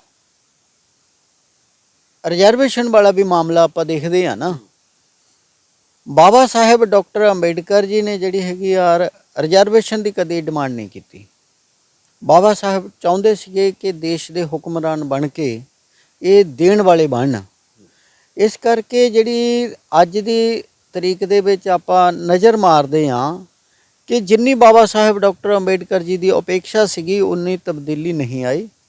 ਅਜਿਹਾ ਇਸ ਕਰਕੇ ਹੋਇਆ ਕਿ ਦੇਸ਼ ਦਾ ਸੰਵਿਧਾਨ ਉਹਨਾਂ ਲੋਕਾਂ ਦੇ ਹੱਥਾਂ ਵਿੱਚ ਚਲੇ ਗਿਆ ਕਿ ਜਿਹੜੇ ਇਮਾਨਦਾਰੀ ਦੇ ਨਾਲ ਇਸ ਸੰਵਿਧਾਨ ਨੂੰ ਲਾਗੂ ਨਹੀਂ ਸੀ ਕਰ ਸਕਦੇ। ਜਿਹੜੇ ਦੇਸ਼ ਦੇ ਵਿੱਚ ਜਾਤ ਪਾਤ ਊਚ ਨੀਚ ਭਿੰਨ ਭੇਦ ਦਾ ਫਰਕ ਪਾੜਾ ਲਗਾਤਾਰ ਲਾਗੂ ਕਰਦੇ ਸੀਗੇ ਕਿ ਉਹਨਾਂ ਲੋਕਾਂ ਦੇ ਹੱਥ ਦੇ ਵਿੱਚ ਰਾਜ ਸੱਤਾ ਆ ਗਈ। ਹੁਣ ਰਾਜ ਸੱਤਾ ਜਿਹੜੀ ਹੈਗੀ ਆ, ਜੇ ਅਗਰ ਮੈਂ ਗੱਲ ਕਰਾਂ ਕਿ ਬਾਬਾ ਸਾਹਿਬ ਡਾਕਟਰ ਅੰਬੇਡਕਰ ਜੀ ਨੇ ਸਿਰਫ 10 ਸਾਲ ਦੇ ਰਿਜ਼ਰਵੇਸ਼ਨ ਵਾਲਾ ਜਿਹੜਾ ਹੈਗਾ ਆ ਪ੍ਰਬੰਧ ਹੋਇਆ ਸੀ ਬਾਬਾ ਸਾਹਿਬ ਦੇ ਨਾਲ ਜਦੋਂ ਸਮਝੌਤਾ ਹੋਇਆ ਕਿ 10 ਸਾਲਾਂ ਦੇ ਵਿੱਚ ਅਸੀਂ ਜਾਤ ਪਾਤ ਵਾਲਾ ਜਿਹੜਾ ਭਿੰਨ ਭੇਦ ਵਾਲਾ ਮਾਮਲਾ ਆ ਉਹ ਖਤਮ ਕਰਾਂਗੇ। ਲੇਕਿਨ ਦੇਸ਼ ਦੇ ਹਾਕਮਾਂ ਨੇ ਬਾਬਾ ਸਾਹਿਬ ਡਾਕਟਰ ਅੰਬੇਡਕਰ ਜੀ ਦੇ ਦੁਨੀਆ ਤੋਂ ਤੁਰ ਜਾਣ ਤੋਂ ਬਾਅਦ ਬਾਬਾ ਸਾਹਿਬ ਦੇ ਨਾਲ ਕੀਤੀਆਂ ਕਮਿਟਮੈਂਟਸ ਜਿੰਨੀਆਂ ਸੀਗੀਆਂ, ਜਿੰਨੇ ਉਹਨਾਂ ਦੇ ਨਾਲ ਵਾਅਦੇ ਕੀਤੇ ਸੀਗੇ, ਉਹਨਾਂ ਸਾਰਿਆਂ ਦੇ ਜਿਹੜੇ ਹੈਗੇ ਇਹਨਾਂ ਨੇ ਉਲਟ ਚੱਲੇ। ਜੇ ਅਗਰ ਮੈਂ ਗੱਲ ਕਰਾਂ ਕਿ ਬਾਬਾ ਸਾਹਿਬ ਡਾਕਟਰ ਅੰਬੇਡਕਰ ਜੀ ਨੇ ਸਿਰਫ 10 ਸਾਲ ਦੇ ਰਿਜ਼ਰਵੇਸ਼ਨ ਵਾਲਾ ਜਿਹੜਾ ਹੈਗਾ ਆ ਪ੍ਰਬੰਧ ਹੋਇਆ ਸੀ ਬਾਬਾ ਸਾਹਿਬ ਦੇ ਨਾਲ ਜਦੋਂ ਸਮਝੌਤਾ ਹੋਇਆ ਕਿ 10 ਸਾਲਾਂ ਦੇ ਵਿੱਚ ਅਸੀਂ ਜਾਤ ਪਾਤ ਵਾਲਾ ਜਿਹੜਾ ਭਿੰਨ ਭੇਦ ਵਾਲਾ ਮਾਮਲਾ ਆ ਉਹ ਖਤਮ ਕਰਾਂਗੇ। ਲੇਕਿਨ ਦੇਸ਼ ਦੇ ਹਾਕਮਾਂ ਨੇ ਬਾਬਾ ਸਾਹਿਬ ਡਾਕਟਰ ਅੰਬੇਡਕਰ ਜੀ ਦੇ ਦੁਨੀਆ ਤੋਂ ਤੁਰ ਜਾਣ ਤੋਂ ਬਾਅਦ ਬਾਬਾ ਸਾਹਿਬ ਦੇ ਨਾਲ ਕੀਤੀਆਂ ਕਮਿਟਮੈਂਟਸ ਜਿੰਨੀਆਂ ਸੀਗੀਆਂ, ਜਿੰਨੇ ਉਹਨਾਂ ਦੇ ਨਾਲ ਵਾਅਦੇ ਕੀਤੇ ਸੀਗੇ, ਉਹਨਾਂ ਸਾਰਿਆਂ ਦੇ ਜਿਹੜੇ ਹੈਗੇ ਇਹਨਾਂ ਨੇ ਉਲਟ ਚੱਲੇ। ਕਿਸੇ ਵੀ ਲੈਵਲ ਦਾ ਜਿਹੜਾ ਸਮਝੌਤਾ ਆ ਉਹ ਲਾਗੂ ਨਹੀਂ ਕੀਤਾ, ਨਾ ਤੇ ਰਿਜ਼ਰਵੇਸ਼ਨ ਵਾਲੀ ਜਿਹੜੀ ਮਾਮਲਾ ਆ। ਹੁਣ ਤੁਸੀਂ ਤੁਹਾਡੇ ਨਾਲ ਮੈਂ ਗੱਲ ਇੱਕ ਸਾਂਝੀ ਕਰਾਂ ਕਿ ਦੇਸ਼ ਦੀ ਜਿਹੜੀ ਰਾਜਨੀਤਿਕ ਰਿਜ਼ਰਵੇਸ਼ਨ ਆ ਉਹਦੀ ਹਰ 10 ਸਾਲਾਂ ਬਾਅਦ ਵਧਾਈ ਜਾ ਰਹੇ ਆ, ਲੇਕਿਨ ਜਿਹੜੀ ਆਰਥਿਕ ਰਿਜ਼ਰਵੇਸ਼ਨ ਆ ਉਹਨੂੰ ਬਿਨਾਂ ਬੋਲਿਆਂ ਖਤਮ ਕੀਤਾ ਜਾ ਰਿਹਾ ਆ। ਬਿਨਾਂ ਬੋਲਿਆਂ ਕਿੱਦਾਂ ਖਤਮ ਕੀਤਾ ਜਾ ਰਿਹਾ ਆ ਕਿ ਜਿਹੜੇ ਰਿਜ਼ਰਵੇਸ਼ਨ ਵਾਲਾ ਮਾਮਲਾ ਆ ਉਹਦੇ ਵਿੱਚ ਮੇਰੇ ਸਮਾਜ ਦੇ ਲੋਕਾਂ ਨੂੰ 25% 22.5% ਰਿਜ਼ਰਵੇਸ਼ਨ ਜਿਹੜੀ ਮਿਲਦੀ ਆ ਔਰ ਉਹ ਲਾਗੂ ਕਰਨੀ ਪੈਂਦੀ ਆ। ਇਹਨਾਂ ਨੇ ਦੇਖਿਆ ਕਿ ਜਦੋਂ ਵੀ ਕੋਈ ਸਰਕਾਰੀ ਭਰਤੀ ਹੁੰਦੀ ਆ, ਇਹ ਜਿਹੜਾ ਸ਼ੂਲ ਕਾਸਟ ਸਮਾਜ ਆ ਉਹਦੀ ਜਿਹੜੀ ਹੈਗੀ ਆ ਆਬਾਦੀ ਦੇ ਆਧਾਰ ਤੇ ਇਹਨਾਂ ਦੀ 1/4 ਲਗਭਗ ਜਿਹੜੀ ਹੈਗੀ ਆ ਨੌਕਰੀਆਂ ਦੇ ਵਿੱਚ ਰਿਜ਼ਰਵੇਸ਼ਨ ਦੇਣੀ ਪੈਂਦੀ ਆ। ਉਹਨਾਂ ਨੇ ਇਸ ਨੂੰ ਖਤਮ ਰਿਜ਼ਰਵੇਸ਼ਨ ਨੂੰ ਖਤਮ ਕਰਨ ਦੇ ਲਈ ਮਹਿਕਮੇ ਪ੍ਰਾਈਵੇਟ ਹੱਥਾਂ ਦੇ ਵਿੱਚ ਦੇ ਦਿੱਤੇ। ਅੱਜ ਜੇ ਅਗਰ ਦੇਖਿਆ ਜਾਵੇ ਤੇ ਭਾਰਤ ਦੇ ਚੁਣਿੰਦਾ ਹੀ ਮਹਿਕਮੇ ਬਾਕੀ ਬਚੇ ਆ, ਲੇਕਿਨ ਸਾਰਿਆਂ ਮਹਿਕਮਿਆਂ ਨੂੰ ਪ੍ਰਾਈਵੇਟ ਕਰਕੇ ਉਹਨਾਂ ਦੇ ਵਿੱਚੋਂ ਰਿਜ਼ਰਵੇਸ਼ਨ ਖਤਮ ਕੀਤੀ ਜਾ ਰਹੀ ਆ। ਹੁਣ ਜਿਹੜੀ ਗੱਲਬਾਤ ਰਾਜਨੀਤਿਕ ਰਿਜ਼ਰਵੇਸ਼ਨ ਦੀ ਆ, ਉਹ ਆਏ 10 ਸਾਲਾਂ ਬਾਅਦ, ਚਾਹੇ ਉਹ ਸਰਕਾਰ ਕਾਂਗਰਸ ਦੀ ਰਹੀ ਹੋਵੇ ਤੇ ਚਾਹੇ ਜਿਹੜੀ ਹੈਗੀ ਆ ਸਰਕਾਰ ਅੱਜ ਦੀ ਬੀਜੇਪੀ ਦੀ ਆ, ਇਹ ਹਰ 10 ਸਾਲਾਂ ਬਾਅਦ ਰਿਜ਼ਰਵੇਸ਼ਨ ਨੂੰ ਅੱਗੇ ਵਧਾ ਦਿੰਦੇ ਆ, ਅੱਗੇ ਹੋਰ ਐਕਸਟੈਂਡ ਕਰ ਦਿੰਦੇ 10 ਸਾਲਾਂ ਲਈ। ਉਹਦਾ ਕਾਰਨ ਇਹੋ ਆ ਕਿ ਜਦੋਂ ਬਾਬਾ ਸਾਹਿਬ ਡਾਕਟਰ ਅੰਬੇਡਕਰ ਜੀ ਨੇ 1932 ਦੇ ਵਿੱਚ ਜਰਦਾ ਜੇਲ੍ਹ ਦੇ ਅੰਦਰ ਮਹਾਤਮਾ ਗਾਂਧੀ ਦੇ ਨਾਲ ਪੂਨਾ ਪੈਕਟ ਕੀਤਾ, ਸਮਝੌਤਾ ਕੀਤਾ ਕਿ ਉਸ ਵਕਤ ਜਿਹੜਾ ਹੈਗਾ ਆ ਬਾਬਾ ਸਾਹਿਬ ਡਾਕਟਰ ਅੰਬੇਡਕਰ ਜੀ ਨੂੰ ਆਪਣੇ ਜਿਹੜੇ ਅੰਗਰੇਜ਼ ਹਕੂਮਤ ਵੱਲੋਂ ਅਧਿਕਾਰ ਮਿਲੇ ਸੀ, ਸਮਾਜ ਨੂੰ ਦੋਹਰੀ ਵੋਟ ਦਾ ਅਧਿਕਾਰ ਮਿਲਿਆ ਸੀਗਾ, ਵੱਖਰੇ ਚੋਣ ਖੇਤਰਾਂ ਦਾ ਅਧਿਕਾਰ ਮਿਲਿਆ ਸੀਗਾ, ਉਹ ਜਿਹੜੇ ਹੈਗੇ ਛੱਡਣੇ ਪਏ। ਉਹ ਛੱਡਣ ਦੇ ਨਾਲ ਜਿਹੜੇ ਹੈਗੇ ਇਹਨਾਂ ਨੇ ਸਮਝੌਤਾ ਕੀਤਾ ਹੈ ਕਿ ਅਸੀਂ ਰਿਜ਼ਰਵੇਸ਼ਨ ਉਹਦੀ ਥਾਂ ਤੇ ਦੇਵਾਂਗੇ। ਲੇਕਿਨ ਜਿਹੜਾ ਅੱਜ ਦੀ ਤਰੀਕ ਦੇ ਵਿੱਚ ਆ, ਬਾਬਾ ਸਾਹਿਬ ਨੇ ਜਦੋਂ ਸਮਝੌਤਾ ਕੀਤਾ ਕਿ ਜਿਹੜੀ ਰਾਜਨੀਤਿਕ ਰਿਜ਼ਰਵੇਸ਼ਨ ਆ, ਤਾਂ ਬਾਬਾ ਸਾਹਿਬ ਨੇ ਸਮਝੌਤੇ ਦੇ ਉੱਤੇ ਸਾਈਨ ਕਰਨ ਤੋਂ ਬਾਅਦ ਇਹ ਕਲਮ ਤੋੜ ਦਿੱਤੀ। ਉਹਦਾ ਕਾਰਨ ਸੀਗਾ ਕਿ ਬਾਬਾ ਸਾਹਿਬ ਨੇ ਜਦੋਂ ਇਹੋ ਗੱਲਬਾਤ ਪੁੱਛੀ ਗਈ ਕਿ ਵੀ ਤੁਸੀਂ ਪੈਨ ਕਿਉਂ ਤੋੜ ਦਿੱਤਾ। ਕਹਿੰਦੇ ਅੱਜ ਤੋਂ ਬਾਅਦ ਸਮਾਜ ਦੇ ਅੰਦਰ ਨੁਮਾਇੰਦੇ ਨਹੀਂ, ਚਮਚੇ ਭੜੂਏ ਦੱਲੇ ਦਲਾਲ ਪੈਦਾ ਹੋਣਗੇ। ਔਰ ਅੱਜ ਦੇਖ ਲਓ ਤੁਸੀਂ ਕਿ ਜਿਹੜੇ ਲੋਕ ਦੂਸਰੀਆਂ ਰਾਜਨੀਤਿਕ ਪਾਰਟੀਆਂ ਤੋਂ ਜਿੱਤ ਕੇ ਗਏ ਆ, ਉਹਨਾਂ ਨੇ ਕਦੇ ਸਮਾਜ ਦੇ ਹਿੱਤ ਦੇ ਵਿੱਚ ਕੋਈ ਗੱਲ ਨਹੀਂ ਕੀਤੀ। ਉਹ ਸਮਾਜ ਦੀ ਜਿਹੜੀ ਹੈਗੀ ਆ ਸਿਰਫ ਵੋਟਾਂ ਇਕੱਠੀਆਂ ਕਰਨ ਦੇ ਲਈ ਉਹਨਾਂ ਨੂੰ ਵਰਤਿਆ ਜਾਂਦਾ ਆ। ਜਦੋਂ ਵੋਟਾਂ ਦਾ ਦੌਰ ਖਤਮ ਹੋ ਜਾਂਦਾ ਆ ਤੇ ਉਹਨਾਂ ਨੂੰ ਇੱਕ ਨੁੱਕਰੇ ਲਾ ਦਿੱਤਾ ਜਾਂਦਾ ਆ। ਇਸ ਕਰਕੇ ਉਹ ਕੋਈ ਆਪਣੇ ਵੱਲੋਂ ਬਿੱਲ ਨਹੀਂ ਲਿਆ ਸਕਦੇ, ਆਪਣੇ ਸਮਾਜ ਦੇ ਹਿੱਤ ਦੇ ਵਿੱਚ ਕੋਈ ਗੱਲਬਾਤ ਨਹੀਂ ਕਰ ਸਕਦੇ। ਇਸ ਕਰਕੇ ਇਹਨਾਂ ਲੋਕਾਂ ਨੂੰ ਬਾਬਾ ਸਾਹਿਬ ਡਾਕਟਰ ਅੰਬੇਡਕਰ ਨੇ ਦੱਲੇ ਦਲਾਲ ਭੜੂਏ ਤੇ ਚਮਚੇ ਦਾ ਨਾਮ ਦਿੱਤਾ ਸੀਗਾ ਕਿ ਇਹ ਲੋਕ ਜਿਹੜੇ ਹੈਗੇ ਆ ਇੱਕ ਪੂਛ ਬਣ ਕੇ ਰਹਿ ਜਾਣਗੇ। ਪੂਛ ਛੋਟੀ ਜਾਂ ਵੱਡੀ ਹੋ ਸਕਦੀ ਆ, ਲੇਕਿਨ ਪੂਛ ਕਦੇ ਤਾਕਤਵਰ ਨਹੀਂ ਹੁੰਦੀ। ਮੇਰੇ ਸਮਾਜ ਦੇ ਲੋਕ ਜਿਹੜੇ ਦੂਸਰੀਆਂ ਪਾਰਟੀਆਂ ਦੇ ਵਿੱਚ ਗਏ ਆ, ਜਿਨ੍ਹਾਂ ਦਾ ਇਸ ਮਿਸ਼ਨ ਦੇ ਨਾਲ ਕੋਈ ਲੈਣਾ ਦੇਣਾ ਨਹੀਂ, ਔਰ ਉਹ ਉੱਥੇ ਜਾ ਕੇ ਪੂਛ ਬਣ ਕੇ ਰਹਿ ਗਏ ਆ, ਉਹ ਕੋਈ ਨੁਮਾਇੰਦਗੀ ਨਹੀਂ ਕਰ ਪਾਏ ਆਪਣੇ ਸਮਾਜ ਦੀ। ਇਸ ਕਰਕੇ ਜਿਹੜਾ ਹੈਗਾ ਆ, ਜੇ ਅਗਰ ਮੈਂ ਤਾਂ ਇਹੀ ਕਹੂੰਗਾ, ਭਾਰਤੀ ਸੰਵਿਧਾਨ ਨੂੰ ਇਮਾਨਦਾਰੀ ਨਾਲ ਲਾਗੂ ਕਰਨ ਵਾਲਿਆਂ ਨੂੰ ਸਿਰਫ 5 ਸਾਲ ਦਾ ਸਮਾਂ ਦੇ ਦਿੱਤਾ ਜਾਵੇ ਤਾਂ ਉਹ 50 ਸਾਲ ਦਾ ਕੰਮ 5 ਸਾਲਾਂ ਦੇ ਵਿੱਚ ਕਰ ਸਕਦੇ ਆ। ਤੁਹਾਡੇ ਕਹਿਣ ਦੇ ਮੁਤਾਬਕ ਸੰਵਿਧਾਨ ਜਿਹੜਾ ਪੂਰਨ ਤੌਰ ਤੇ ਲਾਗੂ ਨਾ ਹੋਣ ਕਰਕੇ ਹੀ ਸਮਾਜ ਦੇ ਵਿੱਚ ਬਰਾਬਰਤਾ ਨਹੀਂ ਆਈ, ਤੇ ਨਾਲ ਜਿਹੜੀਆਂ ਪੂਛਾਂ ਨੇ ਜੀ, ਉਹਨਾਂ ਨੇ ਜਿਆਦਾ ਸਮਾਜ ਦਾ ਘਾਣ ਕੀਤਾ, ਉਹਨਾਂ ਨੇ ਸਮਾਜ ਦੇ ਵਿੱਚ ਤਬਦੀਲੀ ਨਹੀਂ ਆਉਣ ਦਿੱਤੀ, ਉਹਨਾਂ ਦਾ ਸਾਥ ਦਿੱਤਾ ਜਿਨ੍ਹਾਂ ਨੇ ਸੰਵਿਧਾਨ ਲਾਗੂ ਨਹੀਂ ਕਰਨ ਦਿੱਤਾ। ਲਾਗੂ ਨਹੀਂ ਕਰਦਾ ਉਹਨਾਂ ਬਿਲਕੁਲ ਜੀ ਸਰ। ਉਹਨਾਂ ਦਾ ਜਿਹੜਾ ਹੈਗਾ ਆ ਕਿ ਜਿਨ੍ਹਾਂ ਲੋਕਾਂ ਨੂੰ ਰਿਜ਼ਰਵ ਸੀਟਾਂ ਤੋਂ ਜਿੱਤਣ ਦਾ ਮੌਕਾ ਮਿਲਿਆ, ਔਰ ਉਹਨਾਂ ਲੋਕਾਂ ਨੇ ਵੀ ਭਾਰਤੀ ਸੰਵਿਧਾਨ ਨੂੰ ਲਾਗੂ ਕਰਨ ਦੇ ਵਿੱਚ ਕੋਈ ਯੋਗਦਾਨ ਨਹੀਂ ਪਾਇਆ।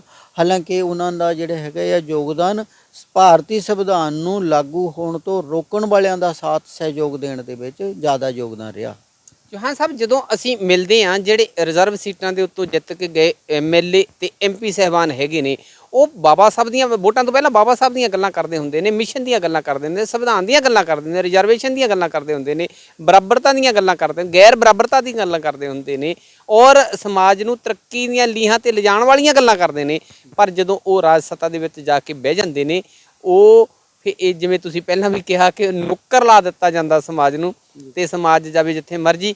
ਤੇ ਉਹ ਕੀ ਕਹਿਣਾ ਚਾਹੋਗੇ, ਉਹਨਾਂ ਨੂੰ ਕੀ ਕਰਨਾ ਚਾਹੀਦਾ? ਦੇਖੋ ਜੀ, ਉਹਨਾਂ ਨੂੰ ਕੀ ਕਿਹਾ ਜਾ ਸਕਦਾ ਆ ਕਿ ਮੈਨੂੰ ਸਾਹਿਬ ਕਾਸ਼ੀ ਰਾਮ ਜੀ ਦੇ ਨਾਲ ਕੰਮ ਕਰਨ ਦਾ ਮੌਕਾ ਮਿਲਿਆ। ਜਿੰਨਾ ਕਿ ਵੀ ਮੈਨੂੰ ਸਮਝ ਆਈ, ਅਸੀਂ ਆਪਣਾ ਇਮਾਨਦਾਰੀ ਦੇ ਨਾਲ ਕੰਮ ਕਰਨ ਦਾ ਯਤਨ ਕੀਤਾ। ਸਾਹਿਬ ਕਾਸ਼ੀ ਰਾਮ ਜੀ ਕਹਿੰਦੇ ਸੀ ਕਿ ਮੈਂ ਬਾਬਾ ਸਾਹਿਬ ਡਾਕਟਰ ਅੰਬੇਡਕਰ ਜੀ ਨੂੰ ਆਪਣੇ ਮੋਢਿਆਂ ਤੇ ਬਿਠਾ ਕੇ ਪੂਰੇ ਭਾਰਤ ਦੇ ਵਿੱਚ ਇੰਨਾ ਘੁਮਾ ਦਿੱਤਾ ਆ ਕਿ ਮੇਰੇ ਜਾਣ ਤੋਂ ਬਾਅਦ ਕੋਈ ਵੀ ਰਾਜਨੀਤਿਕ ਪਾਰਟੀ ਅਛੂਤੀ ਨਹੀਂ ਰਹੇਗੀ ਜਿਹੜੀ ਬਾਬਾ ਸਾਹਿਬ ਡਾਕਟਰ ਅੰਬੇਡਕਰ ਜੀ ਦੇ ਨਾਮ ਨਾਲ ਲਵੇ। ਅੱਜ ਅਸੀਂ ਦੇਖ ਰਹੇ ਹਾਂ ਕਿ ਅੱਜ ਸਭ ਤੋਂ ਵੱਧ ਆਲੋਚਨਾ ਕਰਨ ਵਾਲੀ ਕਾਂਗਰਸ, ਬਾਬਾ ਸਾਹਿਬ ਦੇ ਜਿਉਂਦੇ ਜੀ ਸਭ ਤੋਂ ਵੱਧ ਆਲੋਚਕ ਜਿਹੜੀ ਪਾਰਟੀ ਆ ਉਹ ਕਾਂਗਰਸ ਸੀ। ਕਾਂਗਰਸ ਨੇ ਬਾਬਾ ਸਾਹਿਬ ਡਾਕਟਰ ਅੰਬੇਡਕਰ ਜੀ ਨੂੰ ਜਿਉਂਦੇ ਜੀ ਉਹਦੇ ਪੈਰ ਪੈਰ ਤੇ ਕਦਮ ਕਦਮ ਤੇ ਰੋੜੇ ਅਟਕਾਏ, ਲੇਕਿਨ ਅੱਜ ਸਭ ਤੋਂ ਵੱਡੀ ਬਾਬਾ ਸਾਹਿਬ ਡਾਕਟਰ ਅੰਬੇਡਕਰ ਦੀ ਅਲੰਬਰਦਾਰ ਪਾਰਟੀ ਬਣੀ ਫਿਰਦੀ ਹੈ। ਔਰ ਮੈਂ ਇਹਨਾਂ ਗੱਲਾਂ ਨੂੰ, ਬਾਬਾ ਸਾਹਿਬ ਡਾਕਟਰ ਅੰਬੇਡਕਰ ਜੀ ਦੀ ਜਿਹੜੀ ਗੱਲਬਾਤ ਆ, ਮੈਂ ਇਸ ਤੋਂ ਅੱਗੇ ਤੁਰਾਂ ਕਿ ਕਾਂਸ਼ੀ ਰਾਮ ਜੀ ਦੀ ਸਭ ਤੋਂ ਵੱਡੀ ਆਲੋਚਕ ਪਾਰਟੀ ਭਾਰਤੀ ਜਨਤਾ ਪਾਰਟੀ ਆ। ਭਾਰਤੀ ਜਨਤਾ ਪਾਰਟੀ ਦੇ ਉੱਤੇ ਮੈਨੂੰ ਇਸ ਗੱਲ ਦਾ ਲੱਗਦਾ ਆ ਕਿਉਂਕਿ ਉਹਨਾਂ ਨੂੰ ਰਾਜਨੀਤਿਕ ਪਾਵਰ ਦਾ ਪਤਾ ਆ। ਰਾਜਨੀਤਿਕ ਪਾਵਰ ਵੋਟ ਦੇ ਵਿੱਚ ਆ। ਬਹੁ ਗਿਣਤੀ ਜਿਹੜੀ ਹੈਗੀ ਆ ਉਹ ਸਾਡੇ ਸਮਾਜ ਦੀ ਆ। ਉਹ ਵੋਟ ਦਾ ਜਿਹੜਾ ਹੈਗਾ ਆ ਫਾਇਦਾ ਉਠਾਉਣ ਦੇ ਲਈ ਸਾਹਿਬ ਕਾਂਸ਼ੀ ਰਾਮ ਜੀ ਦੇ ਨਾਂ ਦੇ ਉੱਤੇ ਵੱਡੀ ਸਮਾਰਕ ਜਾਂ ਵੋਟਾਂ ਦੇ ਨਜ਼ਦੀਕ ਜਾਣ ਦੇ ਉੱਤੇ, ਜਦੋਂ ਕਿ ਵੋਟਾਂ ਦਾ ਸਮਾਂ ਆਏਗਾ ਤੇ ਬਾਬਾ ਸਾਹਿਬ ਡਾਕਟਰ ਅੰਬੇਡਕਰ ਤੋਂ ਬਾਅਦ ਸਾਹਿਬ ਸ਼੍ਰੀ ਕਾਂਸ਼ੀ ਰਾਮ ਨੂੰ ਵੀ ਉਹ ਭਾਰਤ ਰਤਨ ਦੀ ਉਪਾਧੀ ਨਾਲ ਸਨਮਾਨਿਤ ਕਰ ਸਕਦੇ ਆ, ਸਿਰਫ ਮੇਰੇ ਸਮਾਜ ਦੇ ਲੋਕਾਂ ਨੂੰ ਗੁੰਮਰਾਹ ਕਰਨ ਦੇ ਲਈ। ਇਸ ਕਰਕੇ ਜਿਹੜਾ ਹੈਗਾ ਇਹ ਮੈਨੂੰ ਇੰਜ ਲੱਗਦਾ ਆ ਕਿ ਉਸ ਬਾਬਾ ਸਾਹਿਬ ਡਾਕਟਰ ਅੰਬੇਡਕਰ ਜੀ ਦੀ ਤਾਂ ਅੱਜ ਸਾਰੀਆਂ ਰਾਜਨੀਤਿਕ ਪਾਰਟੀਆਂ, ਸਾਰੇ ਧਾਰਮਿਕ ਆਗੂ ਤੇ ਸਮਾਜਿਕ ਜਥੇਬੰਦੀਆਂ ਤੇ ਬਾਬਾ ਸਾਹਿਬ ਡਾਕਟਰ ਅੰਬੇਡਕਰ ਜੀ ਨੂੰ ਤਾਂ ਜਪ ਰਹੀਆਂ ਆ। ਲੇਕਿਨ ਮੈਨੂੰ ਇਹ ਪਤਾ ਆ ਕਿ ਜਿੰਨੀ ਤੇਜ਼ੀ ਦੇ ਨਾਲ ਬਹੁਜਨ ਅੰਦੋਲਨ ਅੱਗੇ ਵਧੇਗਾ ਤੇ ਉਨੀ ਤੇਜ਼ੀ ਦੇ ਨਾਲ RSS BJP ਜਿਹੜੀ ਪਾਰਟੀ ਆ ਉਹ ਸਾਹਿਬ ਕਾਸ਼ੀ ਰਾਮ ਜੀ ਦੇ ਨੂੰ ਭਾਰਤ ਰਤਨ ਦਿਵਾਉਣ ਦੇ ਲਈ ਵੀ ਯਤਨ ਕਰ ਸਕਦੇ ਆ। ਇਹ ਮੇਰਾ ਵਿਸ਼ਵਾਸ ਆ। ਚੌਹਾਨ ਸਾਹਿਬ, ਜਿਵੇਂ ਤੁਸੀਂ ਗੱਲ ਦੱਸੀ ਹੈ ਕਿ ਇਸ ਸੰਵਿਧਾਨ ਦੀ ਬਦੌਲਤ ਸਮਾਜ ਦੇ ਵਿੱਚ ਬਹੁਤੀ ਤਰੱਕੀ ਆਈ ਹੈ, ਤਬਦੀਲੀ ਆਈ ਹੈ, ਪਰ ਓਨੀ ਨਹੀਂ ਤਰੱਕੀ ਹੋਈ, ਓਨੀ ਤਬਦੀਲੀ ਨਹੀਂ ਆਈ ਜਿੰਨੀ ਬਾਬਾ ਸਾਹਿਬ ਚਾਹੁੰਦੇ ਸੀਗੇ। ਕਿਵੇਂ ਤਰੱਕੀ ਹੋਏਗੀ, ਕਿਵੇਂ ਤਬਦੀਲੀ ਆਏਗੀ, ਕਿਵੇਂ ਬਾਬਾ ਸਾਹਿਬ ਭੀਮ ਰਾਓ ਡਾਕਟਰ ਅੰਬੇਡਕਰ ਜੀ ਦਾ ਸੁਪਨਾ ਪੂਰਾ ਹੋਏਗਾ, ਕਿਵੇਂ ਸੰਵਿਧਾਨ ਦਾ ਲਾਹਾ ਦੇਸ਼ ਵਾਸੀਆਂ ਨੂੰ ਮਿਲੇਗਾ, ਕੀ ਕਰਨਾ ਪਏਗਾ ਲੋਕਾਂ ਨੂੰ? ਗੁੜਾ ਸਾਹਿਬ ਜੀ, ਜਿਹੜੀ ਗੱਲਬਾਤ ਤਰੱਕੀ ਦੀ ਆ ਉਹਦੇ ਵਿੱਚ ਜਿਹੜਾ ਸੰਵਿਧਾਨ ਹੈ ਨਾ, ਸੰਵਿਧਾਨ ਦੇ ਵਿੱਚ ਜਸਟਿਸ ਦੀ ਗੱਲ ਕੀਤੀ ਗਈ ਆ, ਜੀ, ਇਕੁਐਲਿਟੀ ਦੀ ਗੱਲ ਕੀਤੀ ਗਈ ਆ, ਲਿਬਰਟੀ ਦੀ ਗੱਲ ਕੀਤੀ ਗਈ ਆ, ਫੈਕਲਟੀ ਦੀ ਗੱਲ ਕੀਤੀ ਗਈ ਆ ਕਿ ਜੇ ਅਗਰ ਆਪਾਂ ਬਾਬਾ ਸਾਹਿਬ ਡਾਕਟਰ ਅੰਬੇਡਕਰ ਜੀ ਦੀ ਇੱਕ ਗੱਲ ਨੂੰ ਮੰਨ ਲਈਏ, ਸਾਰੀਆਂ ਨਹੀਂ ਵੀ ਮੰਨਦੇ, ਉਹਨਾਂ ਨੇ ਕਿਹਾ ਪੜ੍ਹੋ। ਉਹਨਾਂ ਦਾ ਜਿਹੜਾ ਪਹਿਲਾ ਸ਼ਬਦ ਆ ਪੜ੍ਹੋ। ਜੇ ਸਤਿਗੁਰੂ ਰਵਿਦਾਸ ਜੀ ਦੀ ਗੱਲ ਕਰ ਲਈ, ਉਹ ਵੀ ਪੜ੍ਹੋ ਦੀ ਗੱਲ ਕਰਦੇ ਆ। ਤੇ ਤਥਾਗਤ ਬੁੱਧ ਨੂੰ ਸੁਣ ਲਈਏ, ਉਹਨਾਂ ਦੇ ਵੀ ਜਿਹੜੇ ਹੈਗੇ ਆ ਉਪਦੇਸ਼ ਦਾ ਇੱਕ ਅੰਗ ਆ ਕਿ ਆਪੋ ਦੀਪੋ ਭਵੋ, ਕਿ ਆਪਣਾ ਦੀਪਕ ਆਪ ਬਣੋ। ਕਿ ਜੇ ਅਗਰ ਆਪਾਂ ਪੜ੍ਹ ਲਿਖ ਕੇ ਬਾਬਾ ਸਾਹਿਬ ਡਾਕਟਰ ਅੰਬੇਡਕਰ ਜੀ ਦੀ ਗੱਲ ਕਰ ਲਈਏ ਤਾਂ ਮੈਨੂੰ ਲੱਗਦਾ ਆ ਕਿ ਆਪਣਾ ਜੀਵਨ ਸਫਲ ਹੋ ਸਕਦਾ ਆ। ਬਾਬਾ ਸਾਹਿਬ ਡਾਕਟਰ ਅੰਬੇਡਕਰ ਜੀ ਦਾ ਜਿਹੜਾ ਸੰਵਿਧਾਨ ਆ ਕਿ ਇਹਨੂੰ ਕਦਮ ਕਦਮ ਤੇ ਖਤਮ ਕਰਨ ਦੀਆਂ ਜਿਹੜੀਆਂ ਸਾਜ਼ਿਸ਼ਾਂ ਰਚੀਆਂ ਜਾ ਰਹੀਆਂ ਆ, ਕਿਉਂਕਿ ਜਿਹੜਾ ਭਾਰਤੀ ਸੰਵਿਧਾਨ ਆ ਇਹੋ ਮਨੁੱਖ ਨੂੰ ਮਨੁੱਖ ਬਣਾਉਣ ਦੇ ਵਿੱਚ ਸਹਿਯੋਗੀ ਆ। ਮੇਰੀ ਜਿਹੜੀ ਆਪਣੀ ਥਿੰਕਿੰਗ ਆ, ਮੇਰੀ ਆਪਣੀ ਸੋਚ ਆ, ਮੇਰਾ ਆਪਣਾ ਵਿਚਾਰ ਆ, ਉਹ ਇਹ ਕਹਿੰਦਾ ਆ ਕਿ ਕਿਸੇ ਵੀ ਧਾਰਮਿਕ ਆਗੂ ਕੋਲੋਂ ਕੁਝ ਮਿਲਣ ਵਾਲਾ ਨਹੀਂ, ਕਿਸੇ ਵੀ ਧਾਰਮਿਕ ਗ੍ਰੰਥ ਦੇ ਵਿੱਚੋਂ ਕੁਝ ਮਿਲਣ ਵਾਲਾ ਨਹੀਂ। ਜਿਵੇਂ ਮੈਂ ਤੁਹਾਨੂੰ ਦੱਸਿਆ ਕਿ ਭਾਰਤੀ ਸੰਵਿਧਾਨ ਨੂੰ ਖਤਮ ਕਰਨ ਦੇ ਉਪਰਾਲੇ ਕੀਤੇ ਜਾ ਰਹੇ ਆ, ਅਸੀਂ ਭਾਰਤੀ ਸੰਵਿਧਾਨ ਨੂੰ ਬਚਾਉਣ ਦੇ ਲਈ ਜੇ ਅਗਰ ਸਾਨੂੰ ਆਪਣੀ ਜਾਨ ਦੀ ਬਾਜੀ ਤੱਕ ਵੀ ਲਗਾਉਣੀ ਪਵੇ ਤਾਂ ਇਸ ਸੰਵਿਧਾਨ ਨੂੰ ਬਚਾਉਣ ਦੇ ਲਈ ਜਾਨ ਦੀ ਬਾਜੀ ਵੀ ਲਗਾ ਦੇਣੀ ਚਾਹੀਦੀ ਆ। ਅਗਰ ਸਾਡੇ ਕੋਲ ਸੰਵਿਧਾਨ ਨਾ ਬਚਿਆ ਤਦ ਮੁੜ ਕੇ ਜਿਹੜੀ ਹੈਗਾ ਆ ਉਹ ਗੁਲਾਮੀ ਵਾਲੀ ਸਾਈਡ ਸ਼ੁਰੂ ਹੋਣ ਵਾਲੀ ਆ। ਇਸ ਕਰਕੇ ਸਾਡੇ ਕੋਲੋਂ ਜਿਹੜੀ ਹੈਗੀ ਆ ਐਜੂਕੇਸ਼ਨ ਖੋਹੀ ਜਾ ਰਹੀ ਆ, ਸਰਕਾਰੀ ਅਦਾਰੇ ਖੋਹੇ ਜਾ ਰਹੇ ਆ, ਤੇ ਸਾਡੀਆਂ ਨੌਕਰੀਆਂ ਖਤਮ ਕੀਤੀਆਂ ਜਾ ਰਹੀਆਂ ਆ, ਜਿਨ੍ਹਾਂ ਨੌਕਰੀਆਂ ਦੇ ਸਹਾਰੇ ਸਾਡੇ ਸਮਾਜ ਦੇ ਵਿੱਚ ਚਹਿਲ ਪਹਿਲ ਨਜ਼ਰ ਆਈ ਸੀਗੀ, ਚਿਹਰਿਆਂ ਤੇ ਰੌਣਕ ਨਜ਼ਰ ਆਈ ਸੀ। ਅੱਜ ਉਹ ਜਿਹੜਾ ਹੈਗਾ ਆ ਸਾਡੇ ਕੋਲੋਂ ਸਭ ਕੁਝ ਖੋਇਆ ਜਾ ਰਿਹਾ ਆ। ਔਰ ਜਿਹੜੇ ਰਾਜਨੀਤਿਕ ਸਾਡੇ ਲੋਕ ਆ ਜਿਹੜੇ ਰਿਜ਼ਰਵ ਸੀਟਾਂ ਤੋਂ ਜਿੱਤ ਕੇ ਸਮੰਤਵਾਦੀ ਪਾਰਟੀਆਂ ਦੇ ਚੋਣ ਨਿਸ਼ਾਨ ਤੋਂ ਜਿੱਤ ਕੇ ਗਏ ਆ, ਔਰ ਉਹਨਾਂ ਦੇ ਵਿੱਚ ਇੰਨੀ ਸਮਰੱਥਾ ਨਹੀਂ ਹੈਗੀ ਕਿ ਉਹ ਆਪਣੀਆਂ ਰਾਜਨੀਤਿਕ ਪਾਰਟੀਆਂ ਦਾ, ਆਪਣੀਆਂ ਮਿੱਤਰੀ ਪਾਰਟੀਆਂ ਦਾ ਵਿਰੋਧ ਕਰ ਸਕਣ। ਇਸ ਕਰਕੇ ਜਿਹੜਾ ਹੈਗਾ ਆ ਕਿ ਸੰਵਿਧਾਨ ਹੀ ਇੱਕ ਅਜਿਹਾ ਗ੍ਰੰਥ ਆ ਤੇ ਜਿਹਦੇ ਤੋਂ ਪ੍ਰੇਰਨਾ ਲੈ ਕੇ ਜਿਹਨੂੰ ਆਪਾਂ ਬਚਾ ਸਕੀਏ ਤੇ ਉਸ ਬਚੇ ਹੋਏ ਸੰਵਿਧਾਨ ਦੀ ਕਰਕੇ ਸਾਡਾ ਜਿਹੜਾ ਹੈਗਾ ਆ ਭਵਿੱਖ ਵਧੀਆ ਹੋ ਸਕਦਾ ਆ। ਲੇਕਿਨ ਜੇ ਅਗਰ ਅਸੀਂ ਭਾਰਤੀ ਸੰਵਿਧਾਨ ਨੂੰ ਨਾ ਬਚਾ ਸਕੇ ਤਦ ਗੁਲਾਮੀ ਨੂੰ ਤੋਂ ਸਾਨੂੰ ਕੋਈ ਰੋਕ ਨਹੀਂ ਸਕੂਗਾ ਵੀ ਅਸੀਂ ਜਿਹੜੇ ਕਦਮ ਆ ਸਾਡੇ ਉਹ ਗੁਲਾਮੀ ਵੱਲ ਲਗਾਤਾਰ ਵੱਧਦੇ ਜਾ ਰਹੇ ਆ। ਸਮੰਤਵਾਦੀ ਪਾਰਟੀਆਂ ਬਹੁਜਨ ਅੰਦੋਲਨ ਨੂੰ ਖਤਮ ਕਰਨ ਦੇ ਲਈ ਅੰਦਰੂਨੀ ਤੌਰ ਤੇ ਸਾਰੀਆਂ ਇਕੱਠੀਆਂ ਆ, ਚਾਹੇ ਉਹ ਕਾਂਗਰਸ ਆ, ਚਾਹੇ BJP ਆ, ਚਾਹੇ ਪੰਜਾਬ ਦੇ ਅੰਦਰ ਜਾਂ ਭਾਰਤ ਦੀਆਂ ਦੂਸਰੀਆਂ ਸੂਬਿਆਂ ਦੇ ਅੰਦਰ ਖੇਤਰੀ ਪਾਰਟੀਆਂ ਆ, ਉਹਨਾਂ ਦਾ ਇੱਕ ਨੁਕਾਤੀ ਪ੍ਰੋਗਰਾਮ ਆ ਕਿ ਜਿਹੜਾ ਬਹੁਜਨ ਅੰਦੋਲਨ ਆ 108 ਸਾਲ ਦਾ ਜਿਹੜਾ ਇਹੋ ਸਫ਼ਰ ਆ ਇਹਨੂੰ ਕਿਸੇ ਢੰਗ ਦੇ ਨਾਲ ਰੋਕਿਆ ਜਾਵੇ। ਜਿਵੇਂ ਤੁਸੀਂ ਦੇਖਿਆ ਹੋਣਾ ਆ ਕਿ ਪਿਛਲੇ ਦਿਨੀ 14 ਅਕਤੂਬਰ ਨੂੰ ਧੰਮ ਪਰਿਵਰਤਨ ਦਿਵਸ ਦੇ ਤੌਰ ਤੇ ਮਨਾਇਆ ਗਿਆ। ਦੇਸ਼ ਦੇ ਬਹੁਤ ਸਾਰੇ ਹਿੱਸਿਆਂ ਦੇ ਵਿੱਚ ਬਾਬਾ ਸਾਹਿਬ ਡਾਕਟਰ ਅੰਬੇਡਕਰ ਜੀ ਦੇ ਨਿਰਦੇਸ਼ਾਂ ਦੇ ਤਹਿਤ ਬੁੱਧ ਦੀਕਸ਼ਾ ਹੋਈ। ਉਹਦੇ ਵਿੱਚ ਜਿਹੜੀਆਂ ਬਾਬਾ ਸਾਹਿਬ ਡਾਕਟਰ ਅੰਬੇਡਕਰ ਜੀ ਨੇ 22 ਪ੍ਰਤਿਗਿਆਵਾਂ ਦਿੱਤੀਆਂ, ਜਿਹੜੀਆਂ ਮਨੁੱਖ ਦੀ ਮਾਨਸਿਕਤਾ ਨੂੰ ਗੁਲਾਮੀ ਤੋਂ ਆਜ਼ਾਦ ਕਰਦੀਆਂ ਆ।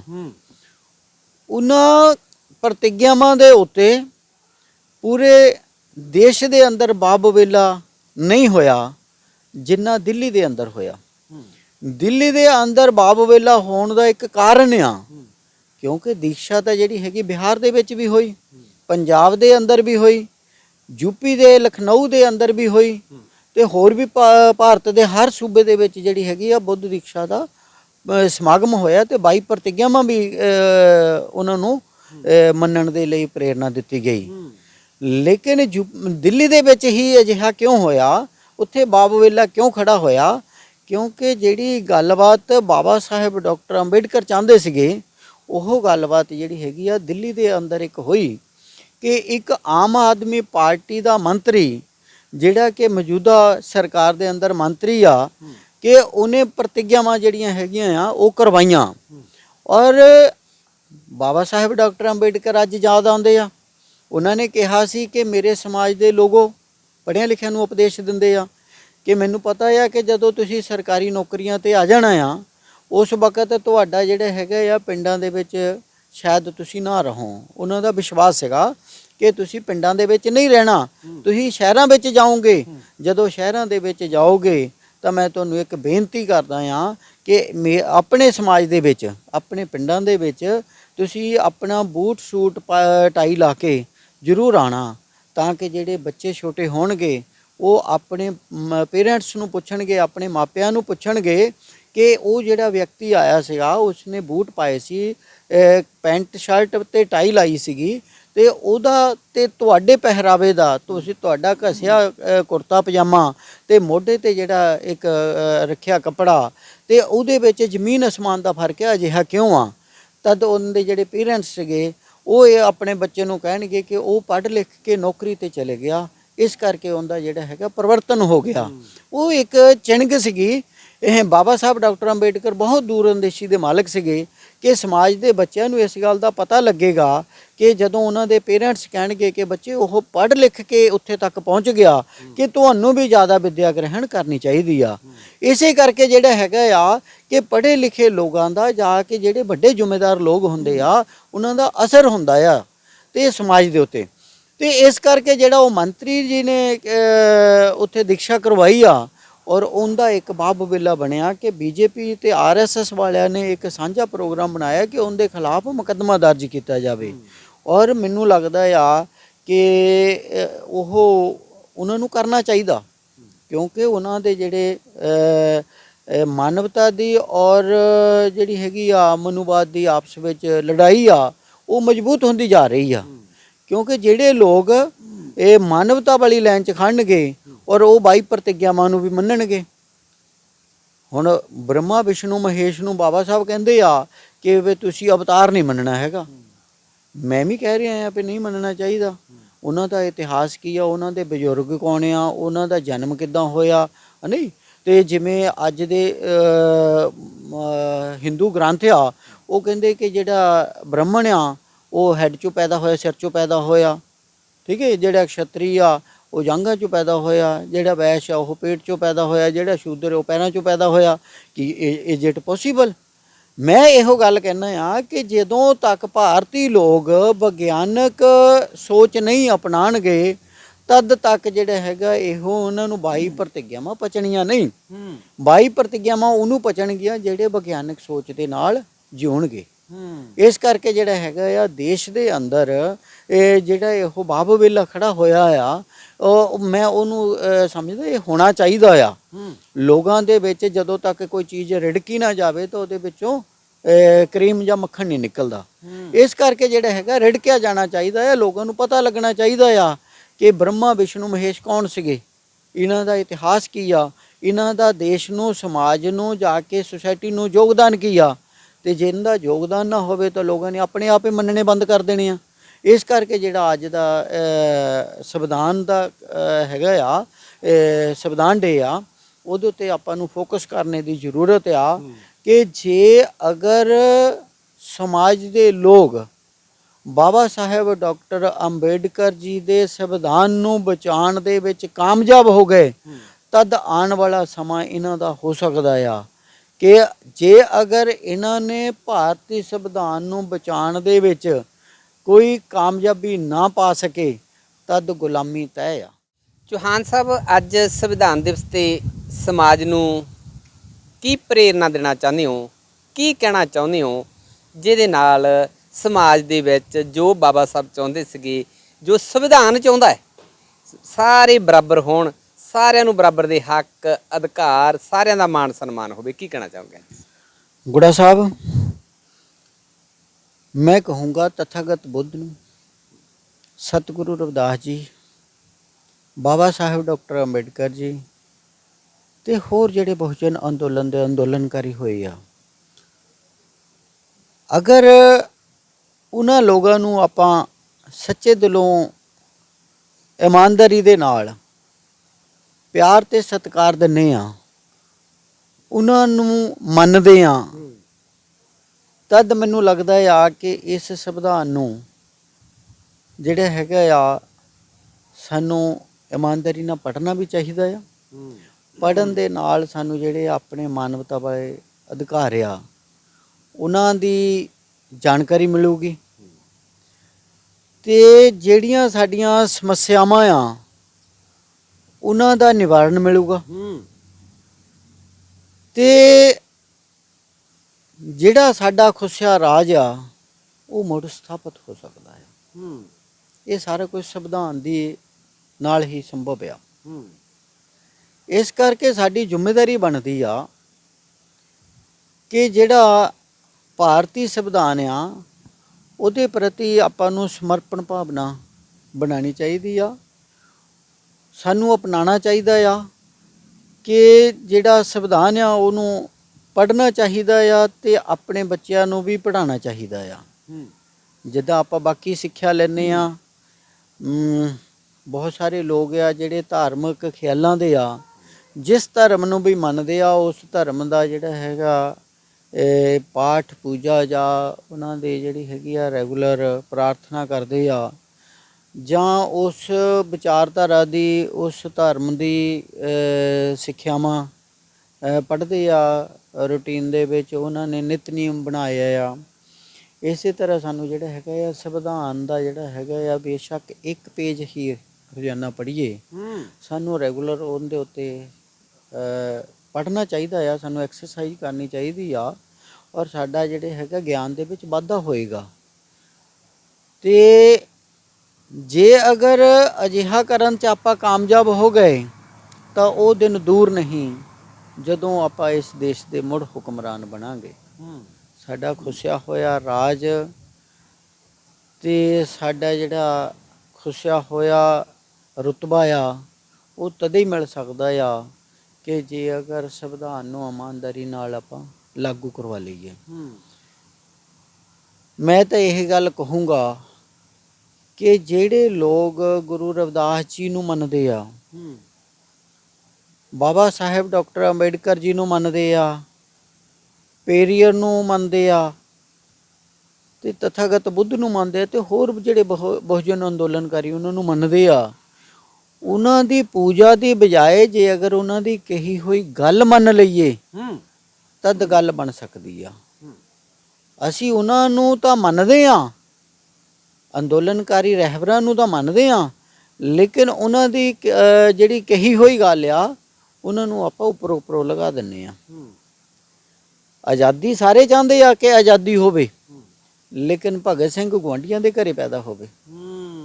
ਇਸ ਕਰਕੇ ਜਿਹੜਾ ਹੈਗਾ ਆ, ਮੈਂ ਪਹਿਲਾਂ ਵੀ ਕਿਹਾ ਤੇ ਹੁਣ ਵੀ ਕਹਿੰਦਾ ਆ ਕਿ ਜਿਵੇਂ ਕੱਲ੍ਹ ਨੂੰ 26 ਨਵੰਬਰ ਆ, ਬਾਬਾ ਸਾਹਿਬ ਡਾਕਟਰ ਅੰਬੇਡਕਰ ਜੀ ਦੀ ਤਪੱਸਿਆ ਤਿਆਗ ਦਾ ਨਿਚੋੜ ਭਾਰਤੀ ਸੰਵਿਧਾਨ ਆ ਔਰ ਉਸ ਸੰਵਿਧਾਨ ਨੂੰ ਇਮਾਨਦਾਰੀ ਦੇ ਨਾਲ ਸਾਨੂੰ ਉਹਦੇ ਉੱਤੇ ਪਹਿਰਾ ਦੇਣਾ ਚਾਹੀਦਾ ਆ, ਉਹਦੇ ਵਿਚਾਰਾਂ ਨੂੰ ਅਪਣਾਉਣਾ ਚਾਹੀਦਾ ਆ, ਉਹਦੇ ਉੱਤੇ ਚੱਲਣਾ ਚਾਹੀਦਾ ਆ, ਤਾਂ ਹੀ ਆਪਣਾ ਜਿਹੜਾ ਹੈਗਾ ਆ ਉਥਾਨ ਹੋ ਸਕਦਾ ਆ। ਇਸ ਕਰਕੇ ਜਿਹੜਾ ਹੈਗਾ ਆ ਸਮਾਜ ਦੇ ਲੋਕਾਂ ਦੀ ਜ਼ਿੰਮੇਵਾਰੀ ਬਣਦੀ ਆ ਕਿ ਇਹ ਜਿਹੜਾ ਭਾਰਤੀ ਸੰਵਿਧਾਨ ਆ ਇਹਨੂੰ ਬਚਾਉਣ, ਭਾਰਤੀ ਸੰਵਿਧਾਨ ਨੂੰ ਬਚਾਉਣ ਦੇ ਲਈ, ਭਾਰਤੀ ਸੰਵਿਧਾਨ ਨੂੰ ਅਪਣਾਉਣ ਦੇ ਲਈ ਤੇ ਭਾਰਤੀ ਸੰਵਿਧਾਨ ਨੂੰ ਜਿਹੜਾ ਹੈਗਾ ਲਾਗੂ ਕਰਵਾਉਣ ਦੇ ਵਿੱਚ ਸਾਨੂੰ ਆਪਣਾ ਆਪਾ ਕੁਰਬਾਨ ਕਰ ਦੇਣਾ ਚਾਹੀਦਾ ਆ। ਇਹ ਜਿਹੜਾ ਹੈਗਾ ਆ ਬਹੁਤ ਜ਼ਰੂਰੀ ਆ ਕਿ ਜੇ ਅਗਰ ਸੰਵਿਧਾਨ ਨਾ ਰਿਹਾ, ਕਿਉਂਕਿ ਜਿੱਦਾਂ ਸਮੰਤਵਾਦੀ ਤਾਕਤਾਂ ਲੱਗੀਆਂ ਹੋਈਆਂ ਆ ਤੇ ਭਾਰਤੀ ਸੰਵਿਧਾਨ ਅੱਜ ਵੀ ਖਤਰੇ ਵਿੱਚ ਆ। ਮੈਨੂੰ ਚੰਗੀ ਤਰ੍ਹਾਂ ਯਾਦ ਆ ਜਦੋਂ KR ਨਰੈਣਨ ਜੀ ਰਾਸ਼ਟਰਪਤੀ ਸੀਗੇ ਤਾਂ ਦੇਸ਼ ਦੀ ਜਿਹੜੀ ਵਾਗਡੋਰ ਆ BJP ਦੇ ਹੱਥ ਵਿੱਚ ਆਈ। BJP ਨੇ ਭਾਰਤੀ ਸੰਵਿਧਾਨ ਦੀ ਸਮੀਖਿਆ ਦੇ, ਸਿਰਫ ਭਾਰਤੀ ਸੰਵਿਧਾਨ ਨੂੰ ਖਤਮ ਕਰਨ ਦੇ ਲਈ, ਬਦਲਣ ਦੇ ਲਈ ਜਿਹੜਾ ਹੈਗਾ ਆ ਉਹਨਾਂ ਨੇ ਉਪਰਾਲਾ ਕੀਤਾ ਸੀ। ਤੇ ਬਾਈ ਚਾਂਸ ਚਲੋ ਉਸ ਵਕਤ ਜਿਹੜਾ ਰਾਸ਼ਟਰਪਤੀ ਆ ਉਹ ਵਧੀਆ ਨੇਚਰ ਦਾ ਸੀਗਾ, ਉਹਨਾਂ ਨੇ ਇਹਨਾਂ ਵੱਲੋਂ ਜਿਹੜਾ ਕਮਿਸ਼ਨ ਨਿਯੁਕਤ ਕੀਤਾ ਗਿਆ ਸੀਗਾ ਸੰਵਿਧਾਨ ਸਮੀਖਿਆ ਦਾ, ਤੇ ਉਹਨੂੰ ਵਾਜਪਾਈ ਨੂੰ ਰਾਸ਼ਟਰਪਤੀ ਜੀ ਨੇ ਕਹਿਤਾ ਸੀਗਾ ਕਿ ਆਪਣੇ ਗਿਰੇਬਾਨ 'ਚ ਝਾਤੀ ਮਾਰੋ ਕਿ ਸਾਡੀ ਕਰਕੇ ਸੰਵਿਧਾਨ ਨਿਕੰਮਾ ਆ ਕਿ ਅਸੀਂ ਸੰਵਿਧਾਨ ਦੀ ਕਰਕੇ ਨਿਕੰਮੇ ਆ ਜੀ। ਇਸ ਕਰਕੇ ਜਿਹੜਾ ਹੈਗਾ ਆ ਮੈਂ ਅੱਜ ਦੇ ਕੱਲ੍ਹ ਦੀ ਨਿਊਜ਼ ਦੇਖ ਰਿਹਾ ਸੀਗਾ ਕਿ ਉਹਦੇ ਵਿੱਚ ਜਿਹੜਾ ਭਾਰਤੀ ਚੋਣ ਕਮਿਸ਼ਨ ਦੀ ਪੋਸਟ ਆ ਉਹ 6 ਸਾਲ ਦੇ ਲਈ ਆ। 2004 ਤੋਂ ਲੈ ਕੇ ਹੁਣ ਤੱਕ ਇੱਕ ਵੀ ਜਿਹੜਾ ਚੋਣ ਕਮਿਸ਼ਨਰ ਆ ਔਰ ਉਹਨੂੰ 6 ਸਾਲ ਦਾ ਮੌਕਾ ਤਾਂ ਬਹੁਤ ਦੂਰ ਦੀ ਗੱਲ ਕਿ 2 ਸਾਲ ਨਹੀਂ ਕਿਸੇ ਨੇ ਕ੍ਰਾਸ ਕੀਤੇ। 2004 ਤੋਂ ਲੈ ਕੇ ਹੁਣ ਤੱਕ ਜਿੰਨਾ ਚਿਰ ਕਾਂਗਰਸ ਦੀ ਅਗਵਾਈ ਦੇ ਥੱਲੇ UPA ਦੀ ਸਰਕਾਰ ਰਹੀ ਆ, ਉਹਨਾਂ ਨੇ 6 ਚੋਣ ਕਮਿਸ਼ਨ ਬਦਲੇ ਆਪਣੇ 10 ਸਾਲ ਦੇ ਕਾਰਜਕਾਲ 'ਚ। BJP ਨੂੰ 8 ਸਾਲ ਦਾ ਸਮਾਂ ਹੋਇਆ ਆ ਸੱਤਾ 'ਚ ਆਇਆਂ ਨੂੰ, ਇਹਨਾਂ ਨੇ 10 ਜਿਹੜੇ ਹੈਗੇ ਆ ਬਦਲੀ ਕੀਤੇ ਹੈਗੇ ਆ, ਹੈ ਨੀ। ਇਸ ਕਰਕੇ ਜਿਹੜੇ ਹੈਗੇ ਆ ਸੰਵਿਧਾਨ ਦੀਆਂ ਧੱਜੀਆਂ ਉਡਾਈਆਂ ਜਾ ਰਹੀਆਂ ਕਿਉਂਕਿ ਉਹਨਾਂ ਦੇ ਹੱਥ ਦੇ ਵਿੱਚ ਰਾਜਨੀਤਿਕ ਸੱਤਾ ਆ। ਰਾਜਨੀਤਿਕ ਸੱਤਾ ਜਿਹੜੀ ਹੈਗੀ ਆ ਵੋਟ ਨਾਲ ਮਿਲਦੀ ਆ। ਬਾਬਾ ਸਾਹਿਬ ਡਾਕਟਰ ਅੰਬੇਡਕਰ ਨੇ ਜਦੋਂ ਵੋਟ ਦਾ ਅਧਿਕਾਰ ਲੈ ਕੇ ਦਿੱਤਾ ਉਸ ਵਕਤ ਉਹਨਾਂ ਨੇ ਕਿਹਾ ਕਿ ਇਹ ਫਾਰਮੂਲਾ ਮੈਂ ਦੇ ਚੱਲਿਆ ਆ ਕਿ 1 ਮੈਨ 1 ਵੋਟ 1 ਵੋਟ 1 ਵੈਲਿਊ। ਹੁਣ ਜੇ ਅਗਰ ਆਪਾਂ ਉਸ ਵੋਟ ਦਾ ਸਹੀ ਇਸਤੇਮਾਲ ਨਹੀਂ ਕਰਦੇ ਹੈਗੇ ਤਾਂ ਕਸੂਰ ਬਾਬਾ ਸਾਹਿਬ ਅੰਬੇਡਕਰ ਦਾ ਥੋੜ੍ਹੀ ਆ। ਤੇ ਸਾਨੂੰ ਮੇਰੇ ਸਮਾਜ ਦੇ ਲੋਕਾਂ ਨੂੰ ਇਸ ਦੇਸ਼ ਦੇ ਸੰਵਿਧਾਨ ਦੇ ਲਈ ਸਮਰਪਣ ਹੋਣਾ ਚਾਹੀਦਾ ਆ। ਦੇਸ਼ ਦੇ ਸੰਵਿਧਾਨ ਪ੍ਰਤੀ ਆਪਾਂ ਨੂੰ ਜਿਹੜਾ ਹੈਗਾ ਆ ਇਮਾਨਦਾਰੀ ਦੇ ਨਾਲ ਉਹਨੂੰ ਲਾਗੂ ਕਰਾਉਣ ਦੇ ਲਈ ਇਹ ਆਪਾ ਕੁਰਬਾਨ ਕਰਨ ਦੀ ਜਿਹੜੀ ਹੈਗਾ ਜਜ਼ਬਾ ਰੱਖਣਾ ਚਾਹੀਦਾ ਆ।